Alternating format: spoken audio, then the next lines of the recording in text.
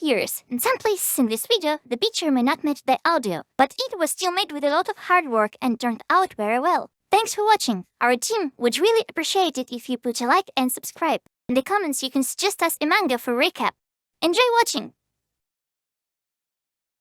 We are introduced to the hero sage Aristotleus. Together with the heroes, he defeated the hero demons, and the rest of the time he spent developing civilization and developing magic items. Aristotleus' life is coming to an end. The elf girl thought he had defeated death, but he tells her that he spent a long time researching it, but it didn't work out. The wise man has one dying wish and the elf girl is ready to fulfill it, but after his words, she is stunned.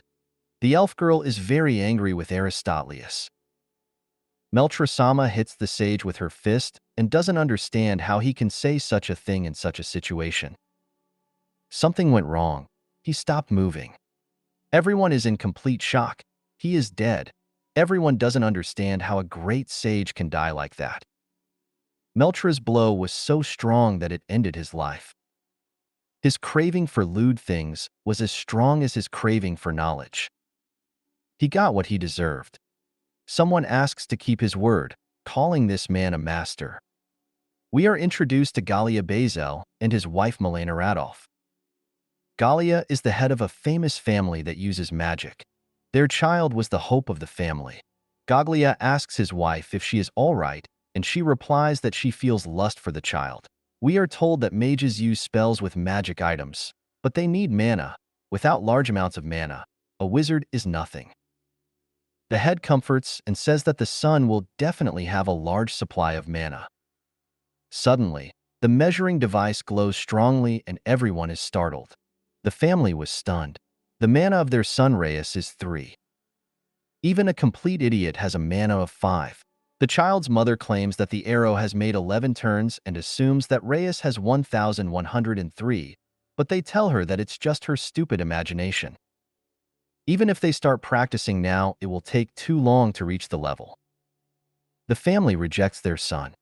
No one was supposed to know about this, so they decided to tell everyone that the baby died immediately after birth. This baby that shattered all expectations was abandoned in a forgotten part of the forest. A sage in the body of a child recalls that he once met a man who remembered his past life, but everyone laughed, saying he was insane. But he believed in reincarnation and created an object that put mana and memories directly into his soul. Yes, this child received the memories and mana of a great sage. He is the creator of this mana measuring device, but it was a failed prototype. It couldn't measure mana above 100, so he threw it away. Someone started approaching the little guy. They were goblins. Without the staff, he can't use magic. Even if he could, he wouldn't be able to. A voice said, "You look nice, master." It was the Meltra he had always believed in. It was far from being a Meltra. It was the great sage's favorite staff, the dragon staff of Lindworm. The sage was not satisfied. He wanted a snack. Since he had been abandoned, he had not had enough milk. The staff said clearly that they would see each other in the next life. To which the sage exclaimed, "Wait, but it was just a joke. It looks like they need to rewrite the contract," to which the staff agreed. The sage realized that his new body needed a name. His name is now Reus. The staff replied that it understood. Reus said, "Meteor," and the staff killed the monster. He wasn't satisfied with his magic, but that's Reus' limit now. The staff said that it was enough, since he was still a baby. There seems to be something wrong with Reus' neck. The staff says that his neck is undeveloped and careless movements can dry it out. The sage asks how long it's been since he died, but the staff has been asleep the whole time, so he doesn't know. The sage doesn't want to stay here anymore, and with his past knowledge he can do anything. The staff stops him and tells him that he needs milk. Reus says he will find breast milk in the forest. The staff says it won't be easy, but the sage tells him to follow him. Reus says he wants to play with his friend more than he did in his previous life. We are transported to the past, where a sage says, "If you can't conquer death, you will surpass it." The staff says that this sounds very good. It gives the sage strength. The staff doesn't understand why the master is so obsessed with overcoming death. He has studied everything he can in his life. The sage says the staff is right, and he has nothing to regret. But if the sage is reborn, he will keep the staff company, no matter how much time passes. The sage says that if he is reborn and tries hard enough, he can become immortal. After death, the elf girl asks if the staff is really here to stay, to which she replies that it is his share as a friend of the sage. The staff says that the girl should not worry about the fact that she killed him with those blows. After all, the sage would have died anyway. Maybe he is even glad of such a death, but the staff is sure of one thing: the sage will never break his promises. The sage is happy that he has a new body with which he can enter the women's baths, to which the staff replies that he did it in camouflage in his previous life. Reus says that he couldn't touch anything then, to which the staff asks the master to be quiet. A retelling of what happened in the first chapter. The great magician Aristotleus died because of a punch in the face from his subordinate, but thanks to the item Ring of Reincarnation, which he created, will be reborn. The sage's stomach rumbled disgustingly. It looks like he's going to die soon. The dragon staff, Lindworm, asked if his master was doing well, to which he replied with sarcasm. If he were just a sucker, he would have cried by now, but Rin wouldn't want that, said the sage, to which the staff replied thanks. Suddenly, the sage remembered that he could use magic. The sage said, "Vault."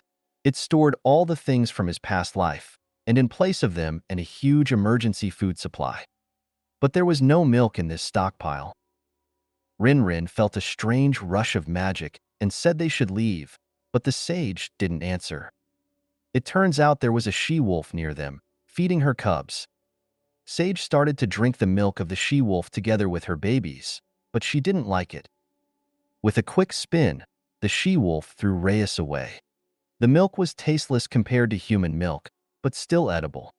Reus wants to make the she-wolf his mom. All he wants from her is milk.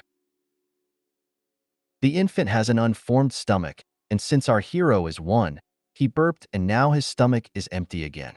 The she-wolf was very angry, to which Rin suggested to get milk by killing one female at a time. The sage thought about it.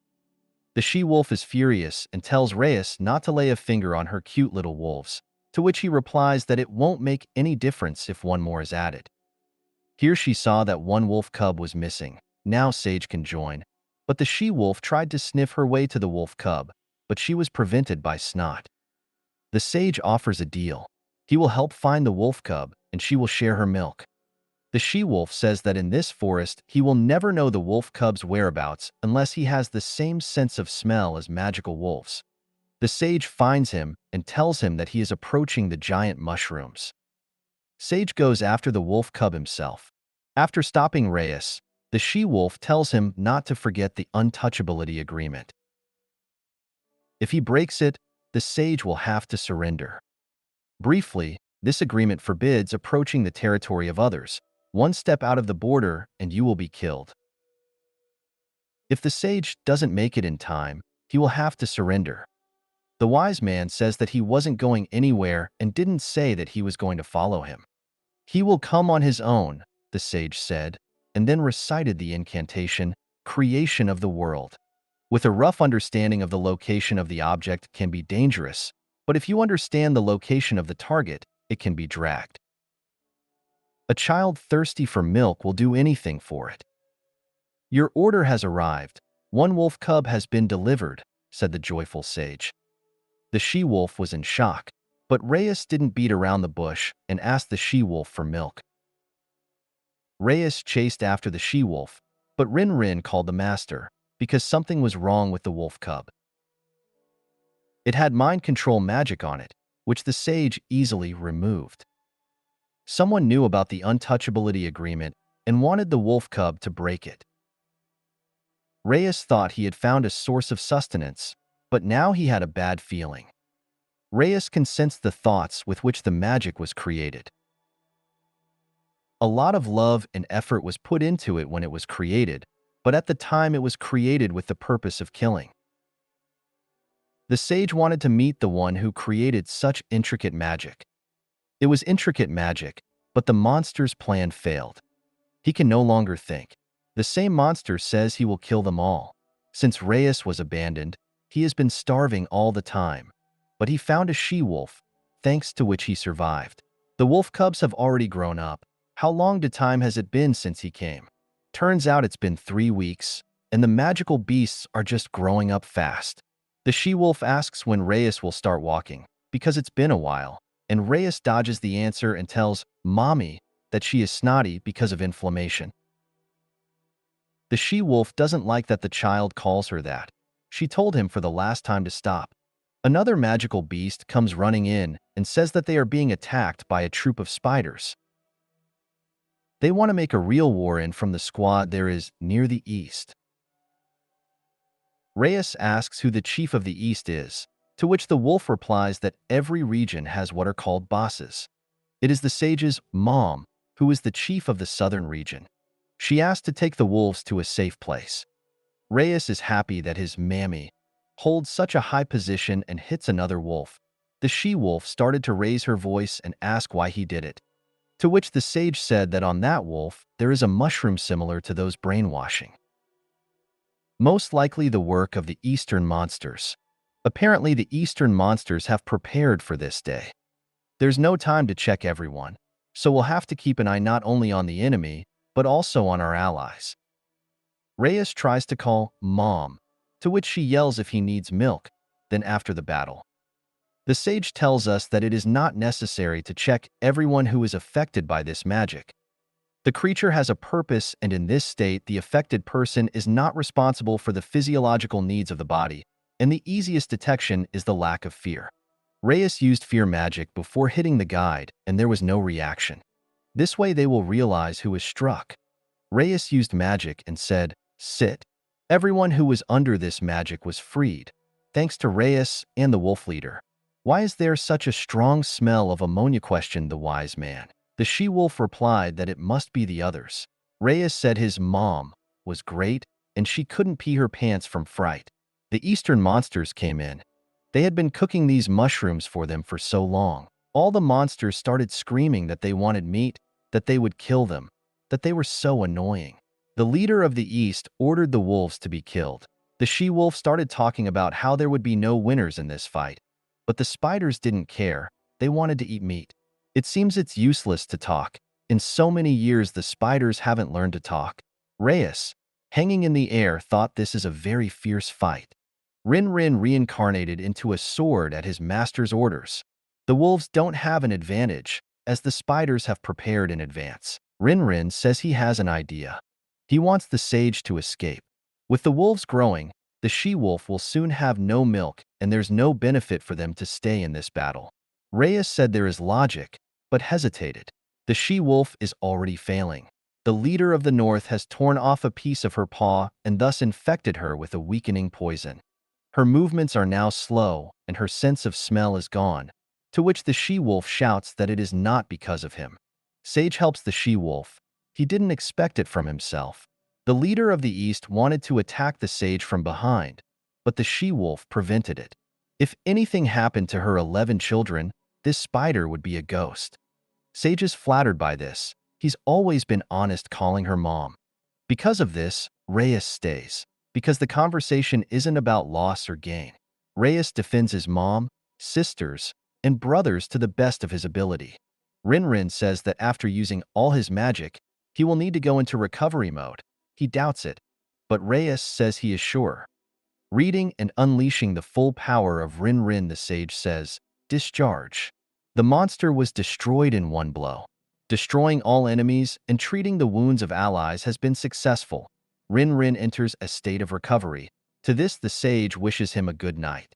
Reus starts to fall, but the she-wolf quickly catches him and questions who he really is. Sage said that he loves his mom and that he's the most normal kid. It looks like no one else is going to attack them, and they let Reus rest. All the wolves started fighting over Reus. His mom sat and listened to both sides.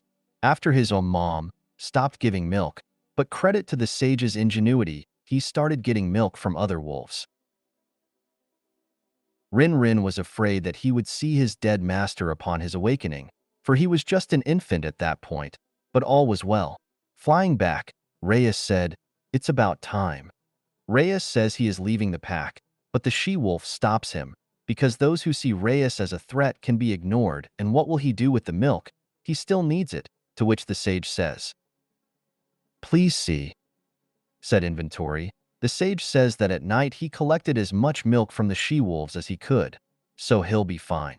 The whole pack pounced on the sage, and the she-wolf said for those to stop.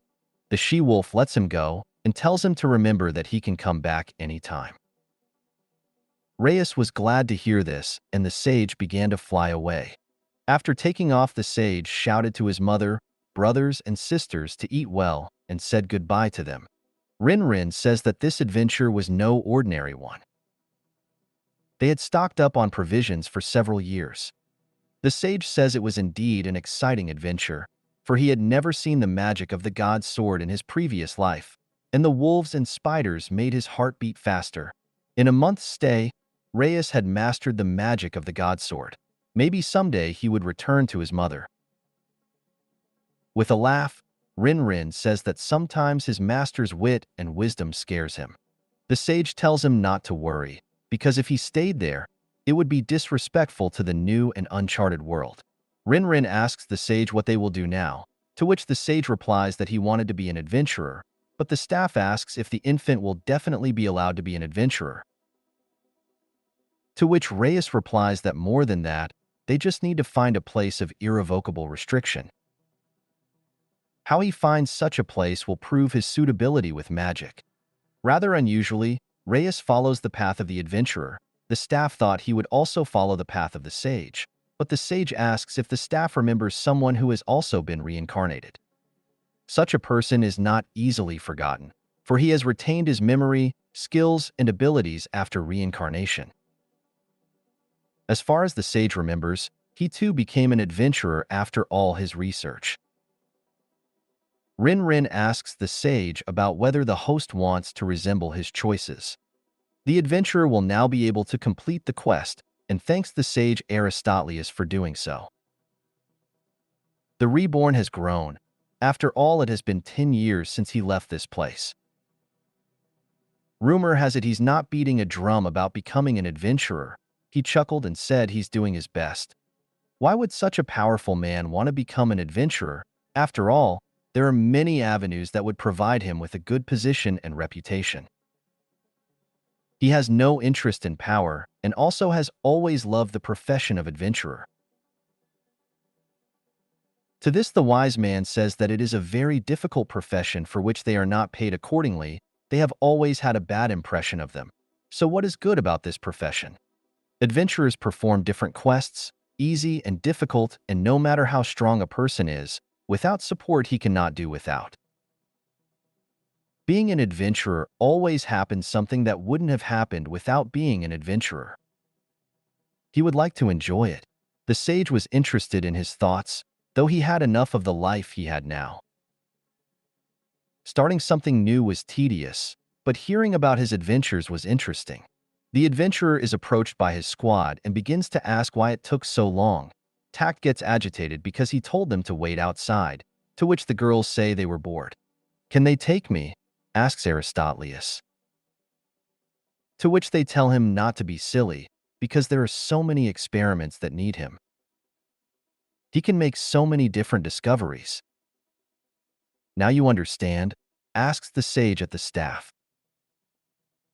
Rin listened only to the middle, and beyond that he refuses to understand.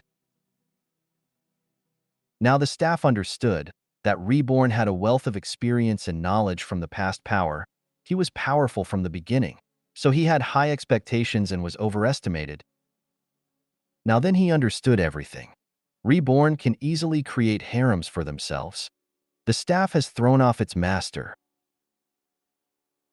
The sage asks him what he is doing. He might cry. After all, he is just a child. To which Rin replies that the seat is slippery. He must warn the master. He will not be able to find a team of fully attractive young ladies. There is simply no such thing. The sage asks him who he thinks he is. He was able to find milk in the most dangerous forest after all, which means he will be able to find a group of beautiful ladies and attractive young ladies who are bored without him. He will find them. Here the thieves showed up and started threatening and insulting the girl, who was so and spreading courage. The adventuress saw the thieves, the loot, and the hostage. "Some overly masculine girl," said one of the bandits to the others. "Urgent quest, A rank. So even for the capture of the leader of the thieves, give a bonus," said the girl. Looking at the flyer, the girl saw that not a single face looked like the leader of the thieves. One of the thieves began to shout, "Why such a nice girl came here alone? She even understands what can happen to her." The girl hit one of the bandits between his legs. The others started yelling that he was finished. I think they heard a crunching sound. This is when the leader of the bandits shows up, who has been interrupted from having fun. He is told that some broad has come and put Marara down. "Here he is," said the adventuress. Fana shouted, "The leader of thieves, why would an adventuress of such a high class come here?" "Really, why? Let me think about it," said she.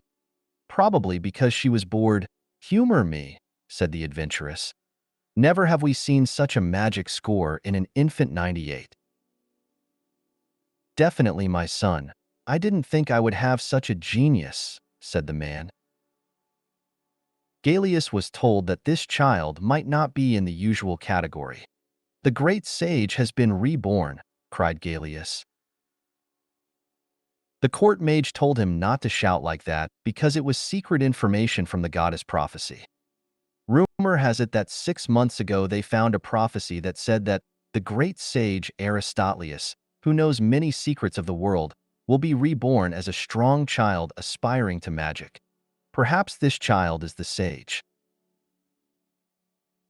Unfortunately, this child is not from his lawful wife, but from a common servant, but not to worry, they will think it is only from a child. The head of the family thought that if the mana volume exceeds 100 in the case of 2 months ago, immediately comes to mind. This case was also very close to the reincarnation scenario of Aristotleus Sama. The court magician says that exceeding the level of 100 is impossible. Sage flew up to the city and saw that it was big. There should definitely be an adventurer's guild there. The city has a barrier that Sage could easily break through, but Reus says no need, they haven't entered the cities yet, and Rin suggests making a fuss. But if people see a flying baby, there will be even more hype. Sage sees a way to get into the city. An adventurous girl is leading bandits, stops and notices the baby. Everyone was shocked, because the baby can fly. The wise man tells the girl if she could take him in her arms to walk with them into the city. He amazed everyone even more by being able to speak. If she takes Reus in her arms, he looks like the most normal child. The staff has become invisible so as not to scare her even more. Rin seems like no one would want to help the sage. At least the staff wouldn't help a flying baby, but the girl still agreed. Reus was glad to hear that. The other girl wants to stop Fana. After all, this infant is dangerous. The adventurer didn't listen to her and took her in her arms. It was great that he's a baby and already talking, to which the sage says he communicates by telepathy. Rin said that there was no need to cuddle like that, as there was no need, to which the sage argued that there was a great need. Reus asks the question of what the sibling's name is. The girl replies that her name is Fana and she works as an adventurer in the local guild. The sage says he's Reus and he's just an ordinary baby who's 2 months old. Only 2 months old and already so independent, Fan says. Sage asks where the girl is going, to which she says that she is going to the police. She has to hand over a hostage and a gang of thieves. Reus says he wants to join a guild. The girl asks why. Sage says he wants to register and become an adventurer. Fana smiles at him and says he is very interesting. The adventurers are sitting at a table and spreading rumors that Fana went to a gang of thieves. One of the adventurers sympathizes with them. Another tells him that he really thinks one girl can defeat a gang of thieves, but if it's Fana, you should only sympathize with her enemies. Fana is back. Everyone starts whispering, "Did one girl put down the gang of thieves?" Here, the girl shouts out Ilya-san. The girl says to the fan, "Welcome back," and that she received a notification that she has successfully completed the task. But it's strange why she came here. For the reward, you have to go the other way. The fan is asked if she wants something, to which she replies that it's not her who wants something, but this baby. The girl behind the counter immediately started to smile at the baby. She said she didn't understand what Fana meant. But then the wise man said he wanted to join the guild, and was it possible the girl behind the counter apologized and said maybe when you get older, but immediately stopped talking. The girl was frightened, for this infant was speaking. Sage realized that there was no age limit. He could concede to this guild. The girl hesitated and said she would have to take an exam. Reus only had to take the exam. The girl said she had never taken the infant and asked him to wait. This is when the head came in and the adventurers started asking what happened. The guild leader felt a strong aura of magic and asked where he was hiding. The sage said he was very perceptive since he was able to sense Rin. Reus removed the invisibility from his staff. The girl behind the counter began to admire it, and the sage said it wasn't his weapon, but a friend's. The guild leader is more than sure that this aura is coming from the weapon flying in front of him. It feels like he's standing in front of a terrifying monster, ready to tear you apart at any moment. Also, it feels like it back then when he was young. The chapter is distracted from his thoughts by the fact that this kid wants to take the exam and whether or not he can be admitted. It is true that age is not important to pass the exam, but no matter how strong a weapon he has, as long as the sage is an infant, it will be very difficult to pass the exam. Maybe after Reus learns to walk, but here the sage took off. Reus startled the guild head and said that he could do without flying. The guild head would personally contact to be allowed would be awkward if the infant asked them. Fana congratulated Reus and asked him when his exam was, to which the sage replied that it was the day after tomorrow.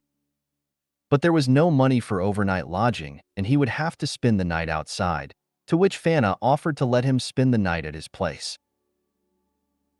Rin asks if he really needs a roof over his head, because he's been living in a forest full of monsters for 2 months, and considering that the city is civilized, he can sleep on a bench. The sage says so and so, but he's not sure.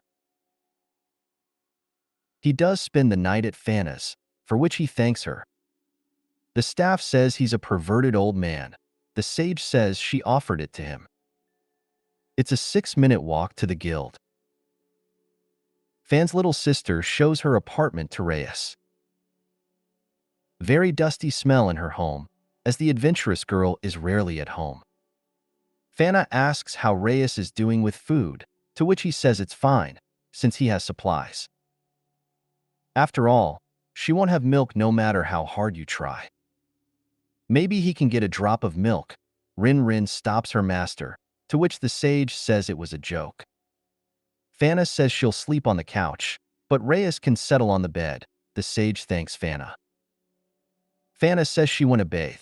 Reus says okay, and Fana asks the one if he wants to go with her.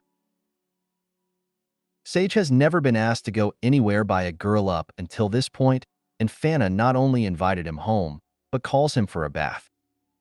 Is it the power of babies or maternal love awakened in her? Not thinking long, Reus agrees. Rin doesn't allow her master to go along with the girl. Maybe the staff wanted to warn him against the pitfalls of spending time with her, but he's still got nothing working underneath. Rin says that in his past life, no one could stop him because of his great power, but now he's a toddler with unstable mana. The staff will make him rethink his sage nature. Reus says he is an infant and doesn't understand anything. The staff puts up a magical barrier which the sage crashes into. The staff tells the sage not to worry. When the girl is done bathing, he will fly after him. The improvised barrier is made in a hurry, but it's still strong. It would take a normal mage a few days to break it down. Reus destroyed the barrier, but immediately Rin flew in after him, just as he had expected. The sage says whether the staff knows the saying, "Don't bite the hand that feeds you." The staff asked for it. According to the pact between them, they can't use any attack magic against each other, without much thought. The sage placed the staff in his inventory and said that as soon as he was done taking a bath, he would come right after him. Rin is very angry at his master, for he underestimated his shove into his inventory, but Reus needed to buy a couple seconds to get the other staff out. Sage says to shake old times, but fighting with a staff in this body could have a bad outcome for Sage. Would he risk his life to end up in a bathtub with a girl? That's a given, says the sage, to which Rin says that old pervert. Fana in the bathtub thought they had started setting off fireworks. This child is so unusual. It looks like a simple baby, but when confronted with the head, his movements were fast and graceful. Children nowadays are so independent. The head of the house came to the main staff of the cathedral to inform His Holiness that a very strong child had been born and that there was no other baby like it in the whole world. This child may be a reincarnated sage of legend and may be trying to replicate the magic he first saw, but there can be no mistake. It is most likely Aristotleus. The family asks the saint to proclaim the reincarnation of the sage on behalf of the cathedral. The saint says that this is not a reincarnated sage, because if it were a great sage, the numbers would be above 1,000 units. But according to the prophecy, the time and place are the same. The priestess asked if they had any more children, to which everyone fell silent. They said no children had been born. The sage flies into Fana's bathtub. She asks if she has something on her face, to which the sage just laughs. And the courtier argued that there couldn't be more than 1,000. The woman says that if there is even 1/1,000,000th chance that the child survived, then we should look for him. And if he was a sage, he was able to survive. If he survived, he's probably living in luxury. Sage learns that Fana will be gone for a few days. He can use the apartment however he wants. We'll need to go somewhere far away for a difficult quest. Reus says thank you. Before falling asleep, Reus says he won. After leaving the temple, the family starts yelling at the courtier. Still, the wife was right about the arrow taking a few turns. They left the sage to die in the forest wilderness. This is the biggest mistake one could make. Rin marveled that the master was able to describe it. The guild takes in just about anyone, some of them children, but Rin upsets the master by being the smallest one here. The budding adventurers begin to resent him. What kind of idiot could have come to the exam with a child? Who will take responsibility if he cries during the exam? One of the novices started shouting, to which the sage replied that he came to take the exam. This guy was shocked that an infant can talk. Yes, Reus speaks, but telepathically. He's starting to get tired of this response. The exam is about to begin. No need to pay attention to the infant. The guild leader has given permission for the exam, said the examiner. The first exam is a written exam. According to Fana and Elijah, it tests the basic knowledge of survival and combat. The sage's notions of basic knowledge in his past and present life have changed. Rin says as if the master in his past life knew something about them. Still, there's nothing to worry about. Reus can use mind-reading magic, so any fool can get a passing grade. The questions have become much more difficult, if this is the level of the Adventurers Guild, but the sage more or less understands the answers to the questions of other participants. So only his questions are different. The girl is puzzled and asks the guild head if the child is serious about being allowed to take the exam. The guild leader says that this child has already proven that he is no match for the test. He is probably stronger than many adventurers. A girl named Marcia is perplexed at how the guild leader himself is praising some infant. She had put in so much effort to get to be rank, but no one had praised her like this. A person she respects praises someone younger than her and calls her a genius. How infuriating for her. She is going to give this great genius some fun in the exam. She has set him a very difficult test. Now she is going to see just how brilliant he is. Despite her looks, she's resorted to trickery not befitting her appearance. Reus thinks it's cute in a way. Having written the test, the examiner hands out the score sheets. Announcing the results of the young adventurers, the examiner, gritting his teeth, says that Reus has 100 points. Everything is perfect. The last question was difficult and the sage had to sweat over it, but they gave 31 points for this question. Lucky. Marcia got angry and said that in a real battle he would be nothing but trouble. The fighters would get distracted and panic would set in. And once the mana runs out, Reus won't even say a word of help. He'd be finished. Speaking real would indeed be a good thing, so the sage began to try to talk. Reus spoke. The adventuress was in complete shock. Reus asks her what's wrong. After all, she said to just talk. So he does. The girl is now silent. The adventuress handed out a map to everyone. The newcomers need to get to the intermediate points indicated on the map, pick up labels from them, and reach the finish line in 2 hours. On the way they will come across monsters and newcomers will have to deal with them, but if they cannot cope, you need to turn to the watching fly and call for help. The adventurer gave the hardest part to Reus. The path to the points is quite bumpy and goes through poisonous swamps, to which the wise man said he would go. Everyone else went on foot. The adventurers waiting at the finish line were very scared when some baby flew to the finish point from the sky. The 3 gave up. 10 people showed up. The adventurers introduced themselves as Lot and Lana. They are rank C adventurers. Experienced adventurers tell them to go straight to the practical test, but the newcomers want to take a break. They probably forgot. But the profession of an adventurer will be many times harder and tougher, of course. Depending on their strength, they can get rich. But most of the adventurers barely earn money, and on the next trip on an empty stomach immediately die. With only one admiration for this profession, they will not survive. If they are not ready for such a thing, then let them leave. Sage jumps on Lana, but she has no milk. Marcia didn't like this and hits Sage. Lana yells at her that it's just a baby. The other adventurers ask what they will do on the practice test. Marcia says they're going to mop up the goblin lair. Goblins are the weakest monsters. The newcomers did not take this task seriously. Reus says that they should stop thinking so naively. Just because they could do it then doesn't mean they can do it now. You have to remember that every real fight will be different from the previous one. The opponents may be stronger. Letting your guard down in front of a weaker opponent can be fatal. It is necessary every time to get into the situation, analyze and look for the best and most effective way to fight. Marcia thought that he did as well as the Great One. She was a little embarrassed when Reus asked if she was okay. Marcia said she wouldn't help newcomers unless necessary. The newcomers noticed the goblin, but it started to run away from them.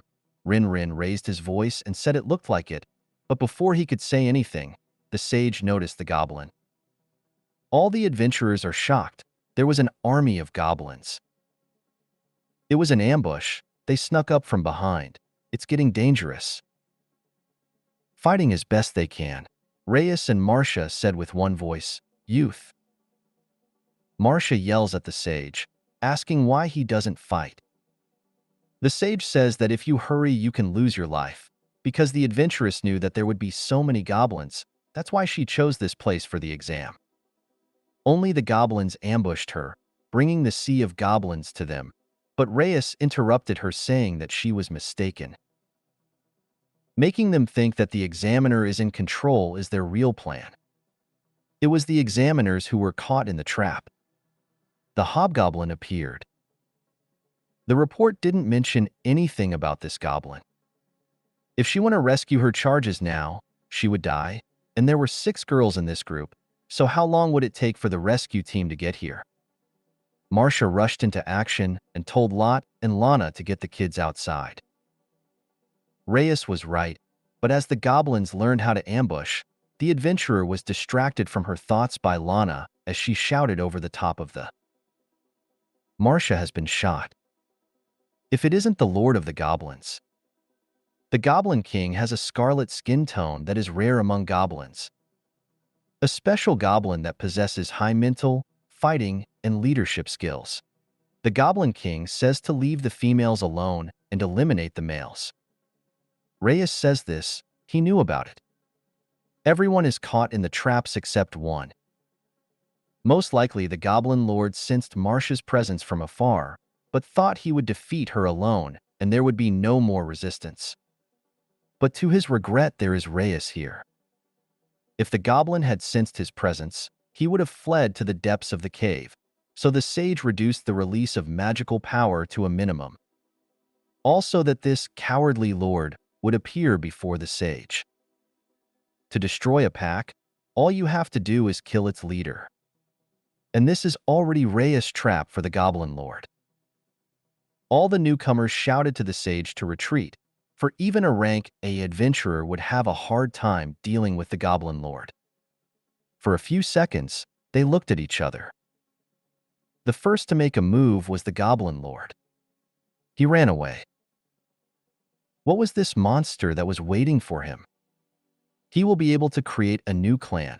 The main thing is to escape, yes, far away. The Goblin Lord has returned. All the adventurers do not understand what happened. And that's all the sage asks the goblin. Such a defeat would be too pathetic. What will the Goblin Lord do? All the goblins would drop dead. All for the king. This skill is inherent in the monsters calling lords. The skill sacrifices the lives of his subjects to the king and dramatically increases combat power. This is hardly something a guild leader can do. All the newcomers have realized that this is the end and they will all die. But Reus is just drinking milk. All the adventurers are perplexed. Suddenly it's a powerful elixir, but the sage says it's just milk. Reus is attacked from the back by the Goblin King. Compared to the Goblin King from the sage's past life, the one posed a greater threat to him. It was delicious, said the sage. Reus has killed the Goblin King. Marcia is still breathing and regaining consciousness. Marcia says that this is a good ending. Her wound cannot be healed. She is happy to have such a good sight before she dies. She tells Lot and Lana to tell Dolia, sorry I left first. She has gotten warm. She doesn't understand anything, but Reus has already healed her wound. The heat heals Marcia's wounds. If the examiner dies, no one will give Reus a grade. Reus asks Marcia if he passed the exam. The head of the guild is shocked. Marcia tells him that the Goblin Lord was defeated by Reus. The head asks what she's doing. Marcia replies that Reus used recovery magic on her, and now she's spewing energy. Anyway, she needs to arrange a retake, since the exam didn't go as planned. She's made a syllabus and needs the chapter's approval. She also asks him to stamp it. Reus is a special case and is given permission to join. Reus, the youngest adventurer in the history of the guild, having joined as a 2-month-old infant. He told Rin that it would all work out. You can't get bored with him. That's the new guy, just what you need, Lot says, and maybe they'll close that quest that hasn't left the message board in years. Solve child abduction. Reus looks at the errands on the bulletin board, but none interest him. Lena approaches and asks if he wants to go to lunch with her. Absolutely, the wise man replies to her. Lena has ordered a lot of food, but Lot cancels it and tells them to get 2 vegetable stir-fry sets on promotion. Lena has already squandered her entire paycheck on food. Reus thought it would be a date with Lena, but she already has a boyfriend. Lena calls him brother, and Reus doesn't quite get it. They're brother and sister, but they don't look alike on the face. Serial baby abductions, Reus asks. It's not a peaceful town, but this kind of thing started here a few years ago. Isn't this the work of the guards? Reus asked. Until the bodies are found, the priority of the case is low, Lot answered him. At first, the adventurers thought they could solve the case quickly, but in the end, no matter how hard they tried, they didn't get a single lead. It is strange that no ransom is demanded. It is not clear what the purpose of the kidnapper. That's why they need Reus' help. They will walk around town posing as a family. The plan is to draw attention to themselves on an unlit street. Reus only has one question. Does this mean that Lana will play the role of a mother? The sage asked, to which she said yes. He agreed. Lot believed that Reus would help them. Reus yelled for him to get off his back. They are done with their shopping and look like 7, but Reus is wondering if they will carry him in their arms or not. Reus has a thought. They are strong. He can feel some kind of aura. At least they are very strong to make money in the field. They don't want to become adventurers like Fana and Marcia at all. They are just paying their debt to the city that saved them. Lana and Lot's parents were killed by monsters. When they thought they were finished, the adventurers here came to the rescue. After that, they ended up in a very nice orphanage. Reus was stolen by threads. Lana used the spell, Fireball, but even it didn't help. Reus changed the forming magic formula of the magic thread and broke out of it. The sage thought that bullying the weak like kidnapping babies was the lot of a complete lowlife. The enemy disappeared as Lot and Lena ran toward Reus, the only clue being a torn piece of thread. Lot specializes in finding the owner of a lost item within the walls of this city. Reus asked if this was his magic, to which Lot said yes. This is good magic. The brother and sister really care about this city. The magic has already found the culprit. Something has happened, and about this the brother and sister want to consult with Dolier in the guild, a team of adventurers called the Red Wars. They were called in for an urgent quest. They are asked if they know the director of the shelter, to which the replies that they know this wonderful man. The girl of this client's asked why they needed this information. Lot applied the find the owner spell to the magic thread and located the culprit. The evidence led them to the orphanage. Maybe it's a mistake, because the director is such a nice man. The director of this orphanage came out and asked what the Red Wars had to do with him. The director asked them to come through. They would not talk across the threshold. The children started showing the director butterflies and greeting Badak. For years, he was the criminal that kidnapped babies. He's a serial killer wanted all over the world. Zelgius. Capture him dead or alive, the guild leader says at last. The director of the orphanage asks what the adventurers wanted to talk to him about. The family that abandoned Reus is looking for him in the same forest. Reus, mother, the lord of the southern lands, appears before them. Everyone is ready for battle. The lust for killing from the wolves is gone, but why? In desperation that the child ran away, she followed him into the forest. Good mother, thought the she-wolf. The she-wolf told her cubs to leave. These are not the strangers they had recently spotted. The subjects of this family want to go back, for this child is probably already dead. And yet it was eerily quiet here. What's going on? Badak got right to the point. In a case of serial infant abductions, suspicion fell on the orphanage director. The director laughed. He convinced that an old man like him couldn't do it, and there are a lot of orphans here without it. The adventurers began to whisper that indeed, there was no reason for the director to go to this crime. Badak asked the principal if he had ever seen such a thing. The director said he had seen it for the first time. Then the children intervened, and Badak asked the children if they knew what it was. Everyone started shouting that it was a thread and smiling. Badak said it was the right answer. The director outsmarted himself, or rather Zelgius. He has something to tell, but not in front of the kids. It could be a trap. A girl jumps on Bedak and wants him to play with her, but he says he has something to discuss with the director. The kids pull out knives and start telling the adventurers to play with them.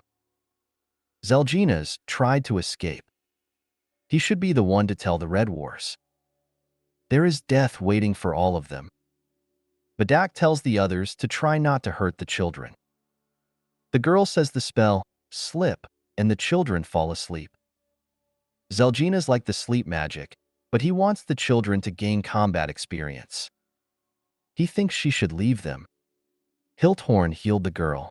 Zelginas says to make sure the kids remember the fact that Hilthorn should be gotten rid of first. He's also a tank. Zelginas doesn't understand what's wrong with this guy. Screenshot. The adventurers shout, "Come on, Bedak." He brings his sword to a stop near the enemy's neck. No one can move. Lot and Lena wonder how the Red Wars team is doing, to which Lot replies to his sister not to worry about them. They need to figure out the director's motives. The situation is bizarre. It's been 30 years since the principal showed up in this town, from where he started kidnapping children in recent years. Behind the book Lot turned out to be a basement. In front of them was a strange magic formula that none of them had ever seen before. Behind another door was a huge room. Right below the shelter was a huge spider monster and mushrooms. We have to go back to the Red Wars. Now one must be sure to grab and question the director about everything. Zelginas laughs at the adventurers. They look like butterflies caught in a spider web. He could easily destroy them. The children will do it. They need to understand what it's like to kill. It's useless to appeal to them because they are under the magic of brainwashing. Reus shows up and Zelginas asks who he is. Strange. The director should know the faces of everyone in the orphanage. Zelginas is shocked. Who is this kid that threw him with such force? Reus tells him not to hold back and attacks him with all the lust for killing. Sage is curious about Zeljanaka's style and wants him to get the magic thread soon. There's no way Zelginas can catch the sage. Reus has figured out why to wield the magic thread like a whip. Mana consumption per end is slightly different, quite entertaining. The sage approached the executioner. You can also strengthen the body by quickly winding the thread around your arms. Quite ingenious, said Reus. If this child is so interested in flossing Zelgina's life's work, he can enjoy it to the fullest. By kidnapping children, the murderer has distorted the children's concept of right and wrong through brainwashing. He tries to teach them his deadly technique. Reus understands him, but things don't always work out the way he wants them to. Reus begins to recount his life and the fact that after many years, his formulas and knowledge have become so twisted that those have lost their original essence. Moreover, even his failed inventions are extolled as something sacred. The sage mocks the executioner, so Reus gets caught. Great, Reus has figured it all out. Time to call it a day. Zelginas realized it was the staff and ordered the children to destroy it. The threads don't move. The Reus has taken control of it. He's certainly not an expert in this area, but this technique is far from perfect. After that incident, it was necessary to add individual mana binding to the defense spell formula. Because an opponent with a lot of it, figuring out the formula would just take away his weapon. Zelginas increased his magic power, using the mask as a trigger to activate the power of the monster absorbed a lot of magic, Sword of the God, of the Eastern Lord. The sage remembered and said that he had defeated it when he was 2 weeks old. That's why Reus thought he had encountered this odor before. Brings back memories. Zelginas is shocked to see this little guy straighten out the Lord of the East. The sage needs to wrap up with the executioner. After all, he got everything he wanted from him, and soon it will be time for an afternoon nap. Zelginas doesn't like the fact that he looks down on him. Reus says he has completely figured it all out. The executioner's attacks are useless. Lot and Lana come running and say they need to talk to the director to stop. Reus defeats Zelginas with his own thread. The sage notices the brother and sister and asks what they wanted to talk to the headmaster about, but Lana has lost her memory after what she saw. The adventurers ask Reus if he's sure he wants to give them all the credit, to which he replies that yes, because such tasks require a special license. Locke calls Reus and asks if he has seen such a seal. Reus tells him that this seal opens the gates of displacement, but only to the one who drew it. And it was drawn about 5 or 6 years ago. Everyone thought it was drawn by the headmaster, but Reus says that humans can't do that. After searching the headmaster's room, the brother and sister found a diary with words of remorse and names. Even though he really was an executioner, Locke thinks he built this orphanage to repent. It's just his assumption. What if the headmaster who took the path of redemption came under the influence of someone who passed this seal? Reus says that if it wasn't for Lot and Lena, he would have missed the real puppeteer. Still, the sage was right, and it was necessary to eradicate the demon race from this world. Did they really manage to survive to this era? Cursed demons. The very embodiment of bad luck is what they've said about the young girl all her life, but today is the unluckiest day of her life. It all started in the morning, when the livestock scattered, left without breakfast. The girl ran after the wagon, and when she caught up, she realized that she had forgotten things. And here she was. She was very afraid that here she would meet the end, and she would definitely be killed. The monsters noticed that their mincemeat was running away, but Fana had already killed them. Asked if the girl was okay, she received an affirmative answer. Fana introduced herself and asked what the girl was doing near the orc shelter. The girl told Fana to turn around. The orcs are coming this way. The girl was thinking what it tastes like. Since you have to put meat on it, it looks like paste. The girl interrupted her by saying, "What interest in cutlets?" Fana got hungry while doing the quests. The girl began to marvel that Fana was an adventurer. The girl says that she left the village to take the adventurer's exam. Fana says that the exam ended 4 days ago, but she can't leave her here, so she will escort her to Baranti. Strangely, Fana senses someone's presence. The girl doesn't realize what happened. Fana was thrown away, and she herself was dragged by something invisible. The girls woke up in a cage. Fana wakes up and realizes that her weapon was taken from her, and she is only from the blacksmith. Fana was surprised at how many orcs there are here. There are over 100 of them here. The head of the orcs appears in front of them and asks if she is impressed with his army. Fana realizes that this orc is in charge. He invites her to stand under his banner. Not only does he have an army with him, but also the secret art of their god. Fana agrees to come under his banner. The orc welcomes her to his army. Reus says the spell, bombardment. Reus greeted Fana. She noticed what he was like in battle and suspected that Reus had incredible magical power.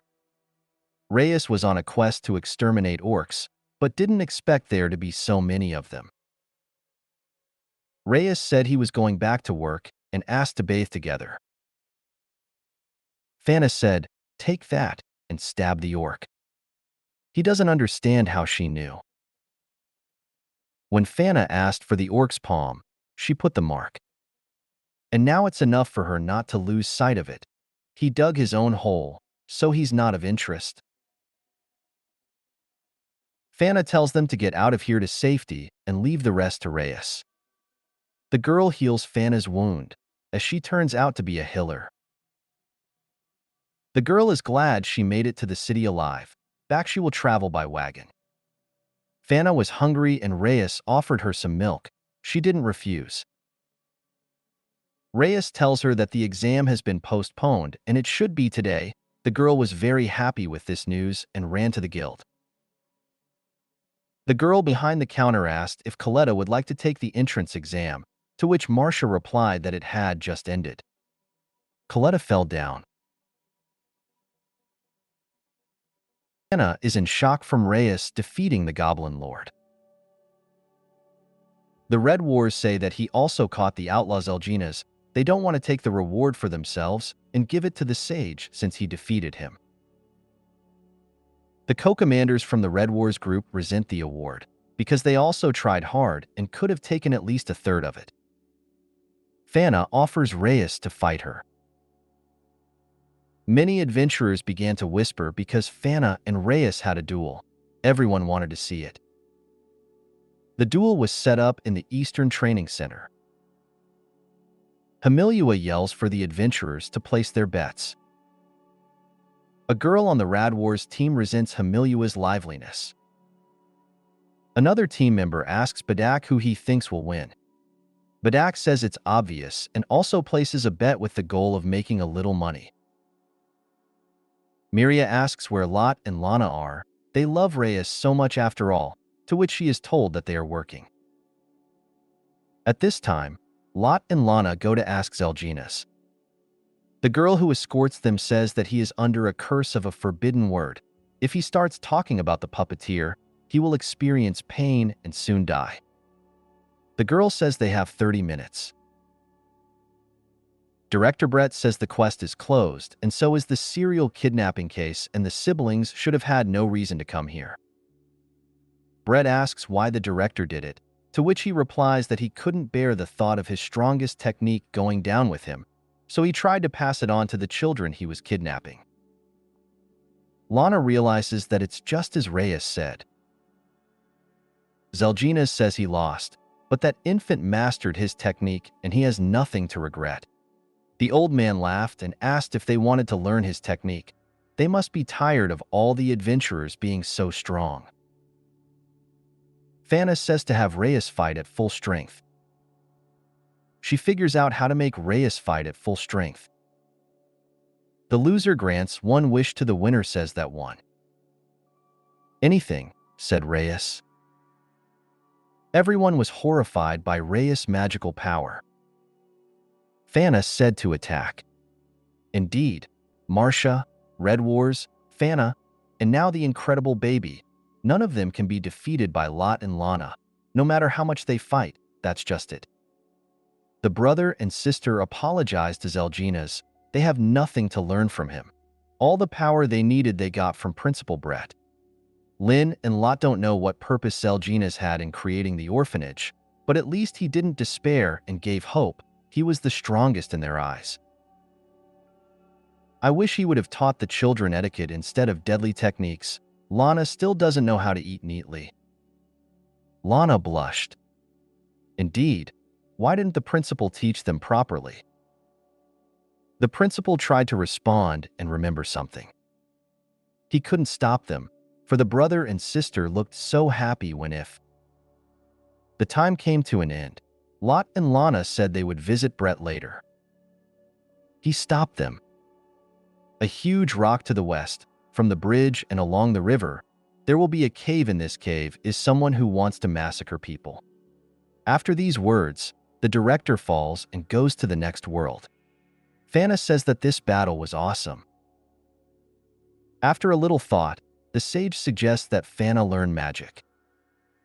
Reus thinks that if Fana learns magic, she will become even stronger, instead of just adding a light to her weapon like Badak. Fana hasn't even considered it. She's been told she has no talent. Reus says he'll teach her in 2 days, and then he'll hone her skills in real combat. Fana agrees. Because the deal was to fulfill the winner's one wish, Reus shouts no. Reus tries to justify that it's not like that at all. His wish is something else entirely. Rin had no doubts about the master. That's what a great sage is. Time to distribute the proceeds from the battle. Someone shouts Fana's name, to which she replies that it's Ange. She and Fana are the same age and became adventurers together. They are friends. And yells out what Fana is doing here. Fana tells her hello. Reus asks if they are definitely friends and Fana says yes. Angie yells at Fana and asks if she remembers what day it is. Fana asks what it was supposed to be and yells that today was supposed to be from the duel, since for once the dates of their return to the guild coincided. The girls start to argue if it was or not.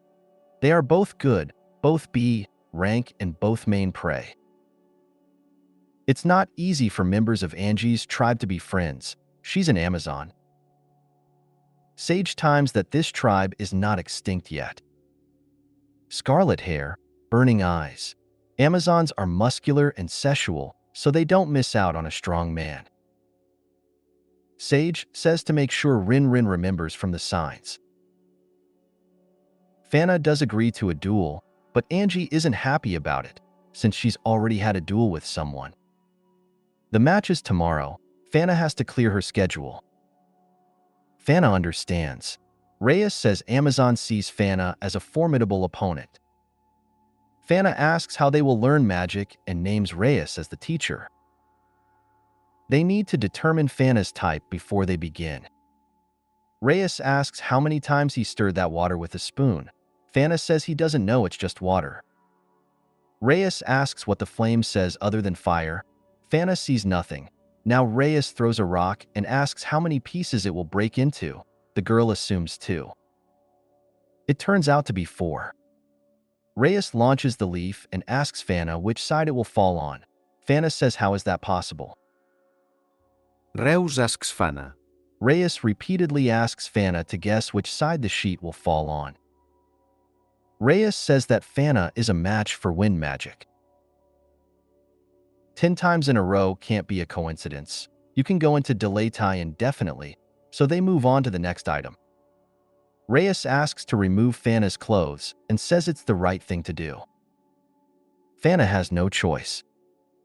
Reus is going to repair the circuits in the magic power circuit. This will improve the flow of mana and make it easier to use spells. The sage assures that this medical procedure is necessary. Fana says she feels strange, and if everything is normal. Reus doesn't understand what's going on. The outline of her mana is in utter chaos. In his era, recovery measures would have been taken immediately. Had the familiar technology of his time been lost? The sage sensed that something was wrong. Technology had hardly advanced since his time. What had happened in the time before the sage was reborn? All done. Reus is finished. Fana seems exhausted, but it feels so unusual. With the mana circulation established, it will be easier for the girl to master magic. All that's left is to get the catalyst, and she'll be a great swordsman mage. Fana asks what the catalyst is. Reus says that Badak has a 2-handed sword, Lana has a small magic wand, and he has Rin. In Fana's case, they'll be paired swords. She needs to lend one to the sage, and he will apply the formula. Without a catalyst, magic doesn't work, no matter how powerful the mage is. Fana needs to remember that. She remembers Hiller's girlfriend. Reus asks, something's wrong, to which he gets the answer that everything is fine. Now they will learn spells in real combat. Reus offers to practice for the quests and asks Fana if she is free tomorrow. Forgetting her promise, the girl says she is free. Rin asks if the master has gotten to sleep. Then the staff sees the blueprints and asks what they are. To which the sage replies that he's considering how to better incorporate wind magic into Fana's fighting style. Rin says it looks promising. She's the first sage apprentice in this era, so she can't pull any punches. Magic is so much fun after all, says the girl from the memories. Indeed, studying magic, the sage is more energetic than ever. Even today, Rin was concerned that the master would take advantage of Fana's ignorance to harass her under the guise of restoring the mana circuit. To the staff's surprise, Reus did not do so. And how did the sage not think of that? Damn, he lost. What a good idea that was. Reus says his staff is a genius. Rin says to have someone send him to the afterlife. Angie's condition is perfect. She's stronger than ever today. We just have to wait for Fanu. She will defeat her today. Reus tells Fana not to forget about magic. Reus says that Fana did a great job. The food is ready and Reus tells the girl, happy waking up. Fana is very exhausted by the use of magic in battle. Reus says there's nothing to be done about it, and it takes some getting used to. Right now, the girl has to think about her actions during battle when she casts magic, and it takes a lot of energy, but soon magic will become automatic and it will increase her combat potential. The dragon has flown away, and there's no catching up, but Fana says windbreak and defeats the dragon. Fana asks if she did something amazing. Here comes the confirmation of the hunt. 2 kill wolves, a mutant mountain bear, and a dwarf wyvern. All quests can be closed. The girl behind the counter was puzzled. In 4 days, Fana had completed all the quests. A lot of things had changed in that short period of time. Fana wanted to take more quests right away. Inge bursts in. Inge is very angry. Fana asks for forgiveness. Fana doesn't get away with just apologizing. A fight breaks out between the friends. The adventurers ask for someone to stop them, but that would be suicide. Last time, the girls almost took out the entire guild. Inge didn't realize what happened, but she was immediately defeated. Inge tried to hit Fana again, but by pushing Ange's onslaught with the wind. Inge went down. 2 victories, said Fana. Ange was very angry. The next time the girls were stopped was by Marcia. Marcia came to say that the guild leader was summoning the girls and Reus. The strongest adventurers of the guild gathered in the guild head's office. Ignoring the angry Ange, the guild leader told the strongest adventurers that Zelginas had gotten his power from some monster, and he was not the only one. In the neighborhood, there are more and more monsters with the abilities of other monsters. And there is always a strange circle of movement nearby. Lot and Lana find out the location of the puppeteer behind it all. The adventurers will have to do battle with him. At first, they intended to spend all of their savings on this quest, but according to the data from the enemy is very strong.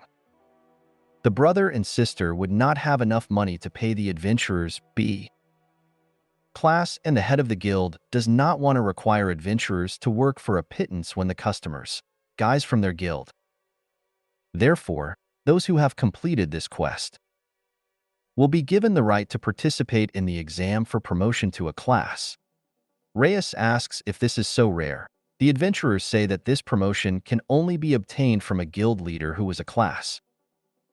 At the moment, A-rank adventurers in the country can be counted on one's fingers. Participating in the exam itself is very rare. Ange postpones the duel with Fana and shouts that he will definitely take down the puppeteer and get A-class before her. Fana says, yes please, which makes Ange even more nervous. Reus doesn't understand what's going on between these two, to which he is told that they have a one-sided rivalry. They arrived at the same time, but Fana, for months apart, became the youngest in the guild, attracting everyone's attention. Fana also got into the class earlier. And yet, Fana considers Ange her friend, and that one pisses her off. The adventurers move out in 2 days. Only 3 will get the reward, and after the quest, the guild leader asks everyone and will decide who to give it to. He hopes everyone will put their best foot forward. Lana thinks Director Brett could have lied. There could be a trap, and despite this yet they give the quest such value.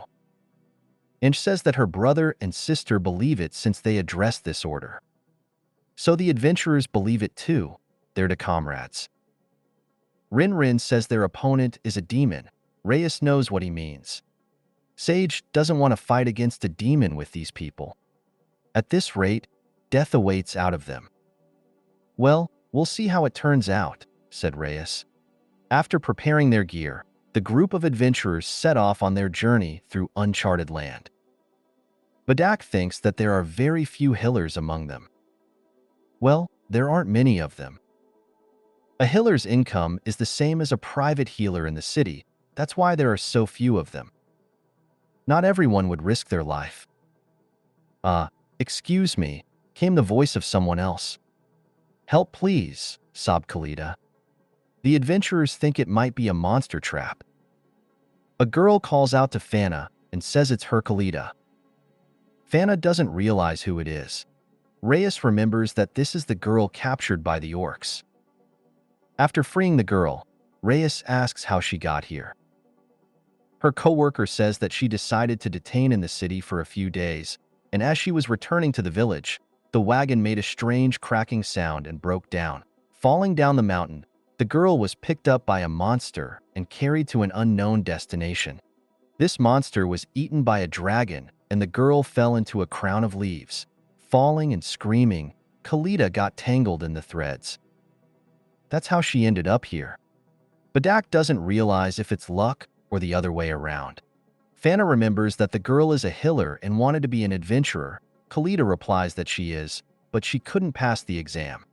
Fana suggests the girl to join them as a healer. They just need them.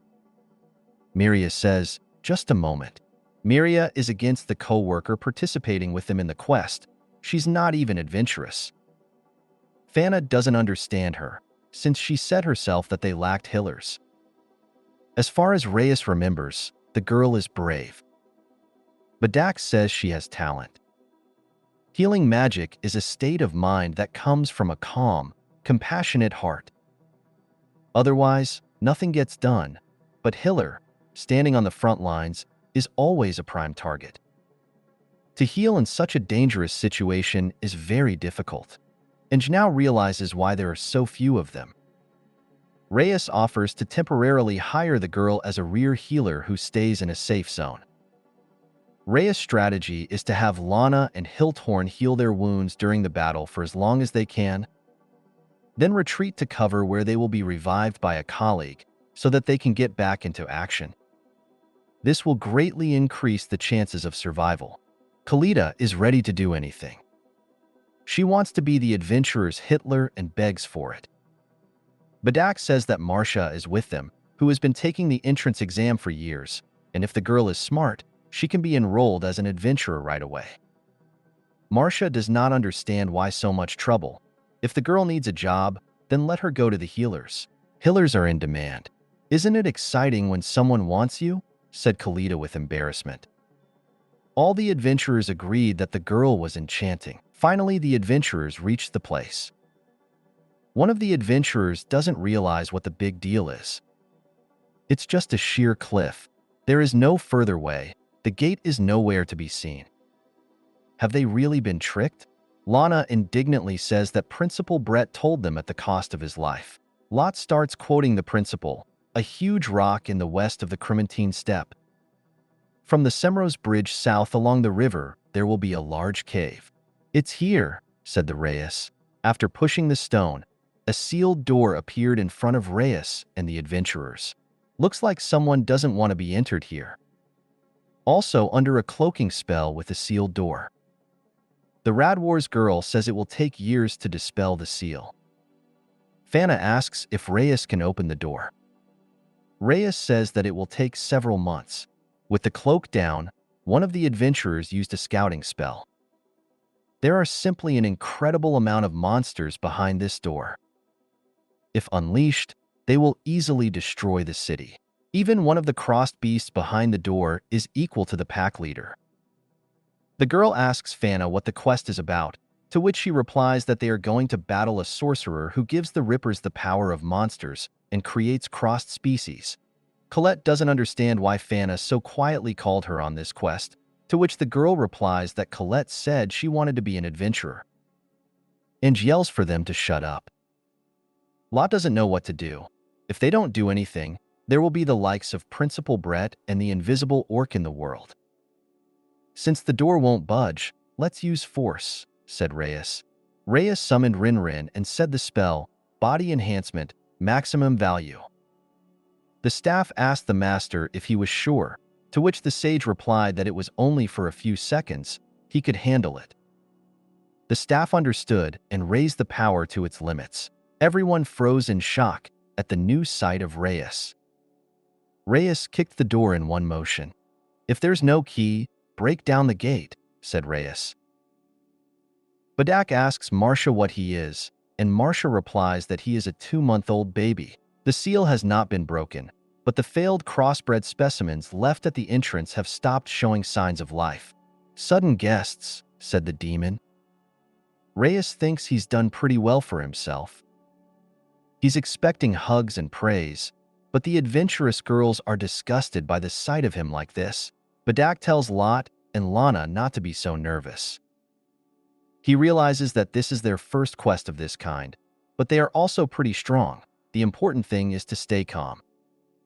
Monsters can pop up from anywhere, so don't let your guard down.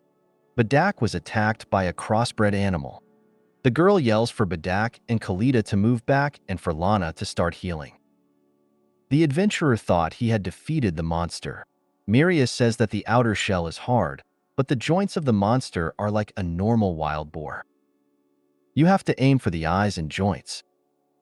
Ange wants to go into hand-to-hand combat with the returning monster, but Mirius says the girl can't handle it. The monster is defeated and stopped with one fist of the girl. The guys were shocked, but it's not time to relax. One of the adventurers can still sense the monsters. It's probably the invisible ones Fana was talking about. "Sis Fana," said Reus. "What do you think you should do?" asked Reus. Fana closed her eyes.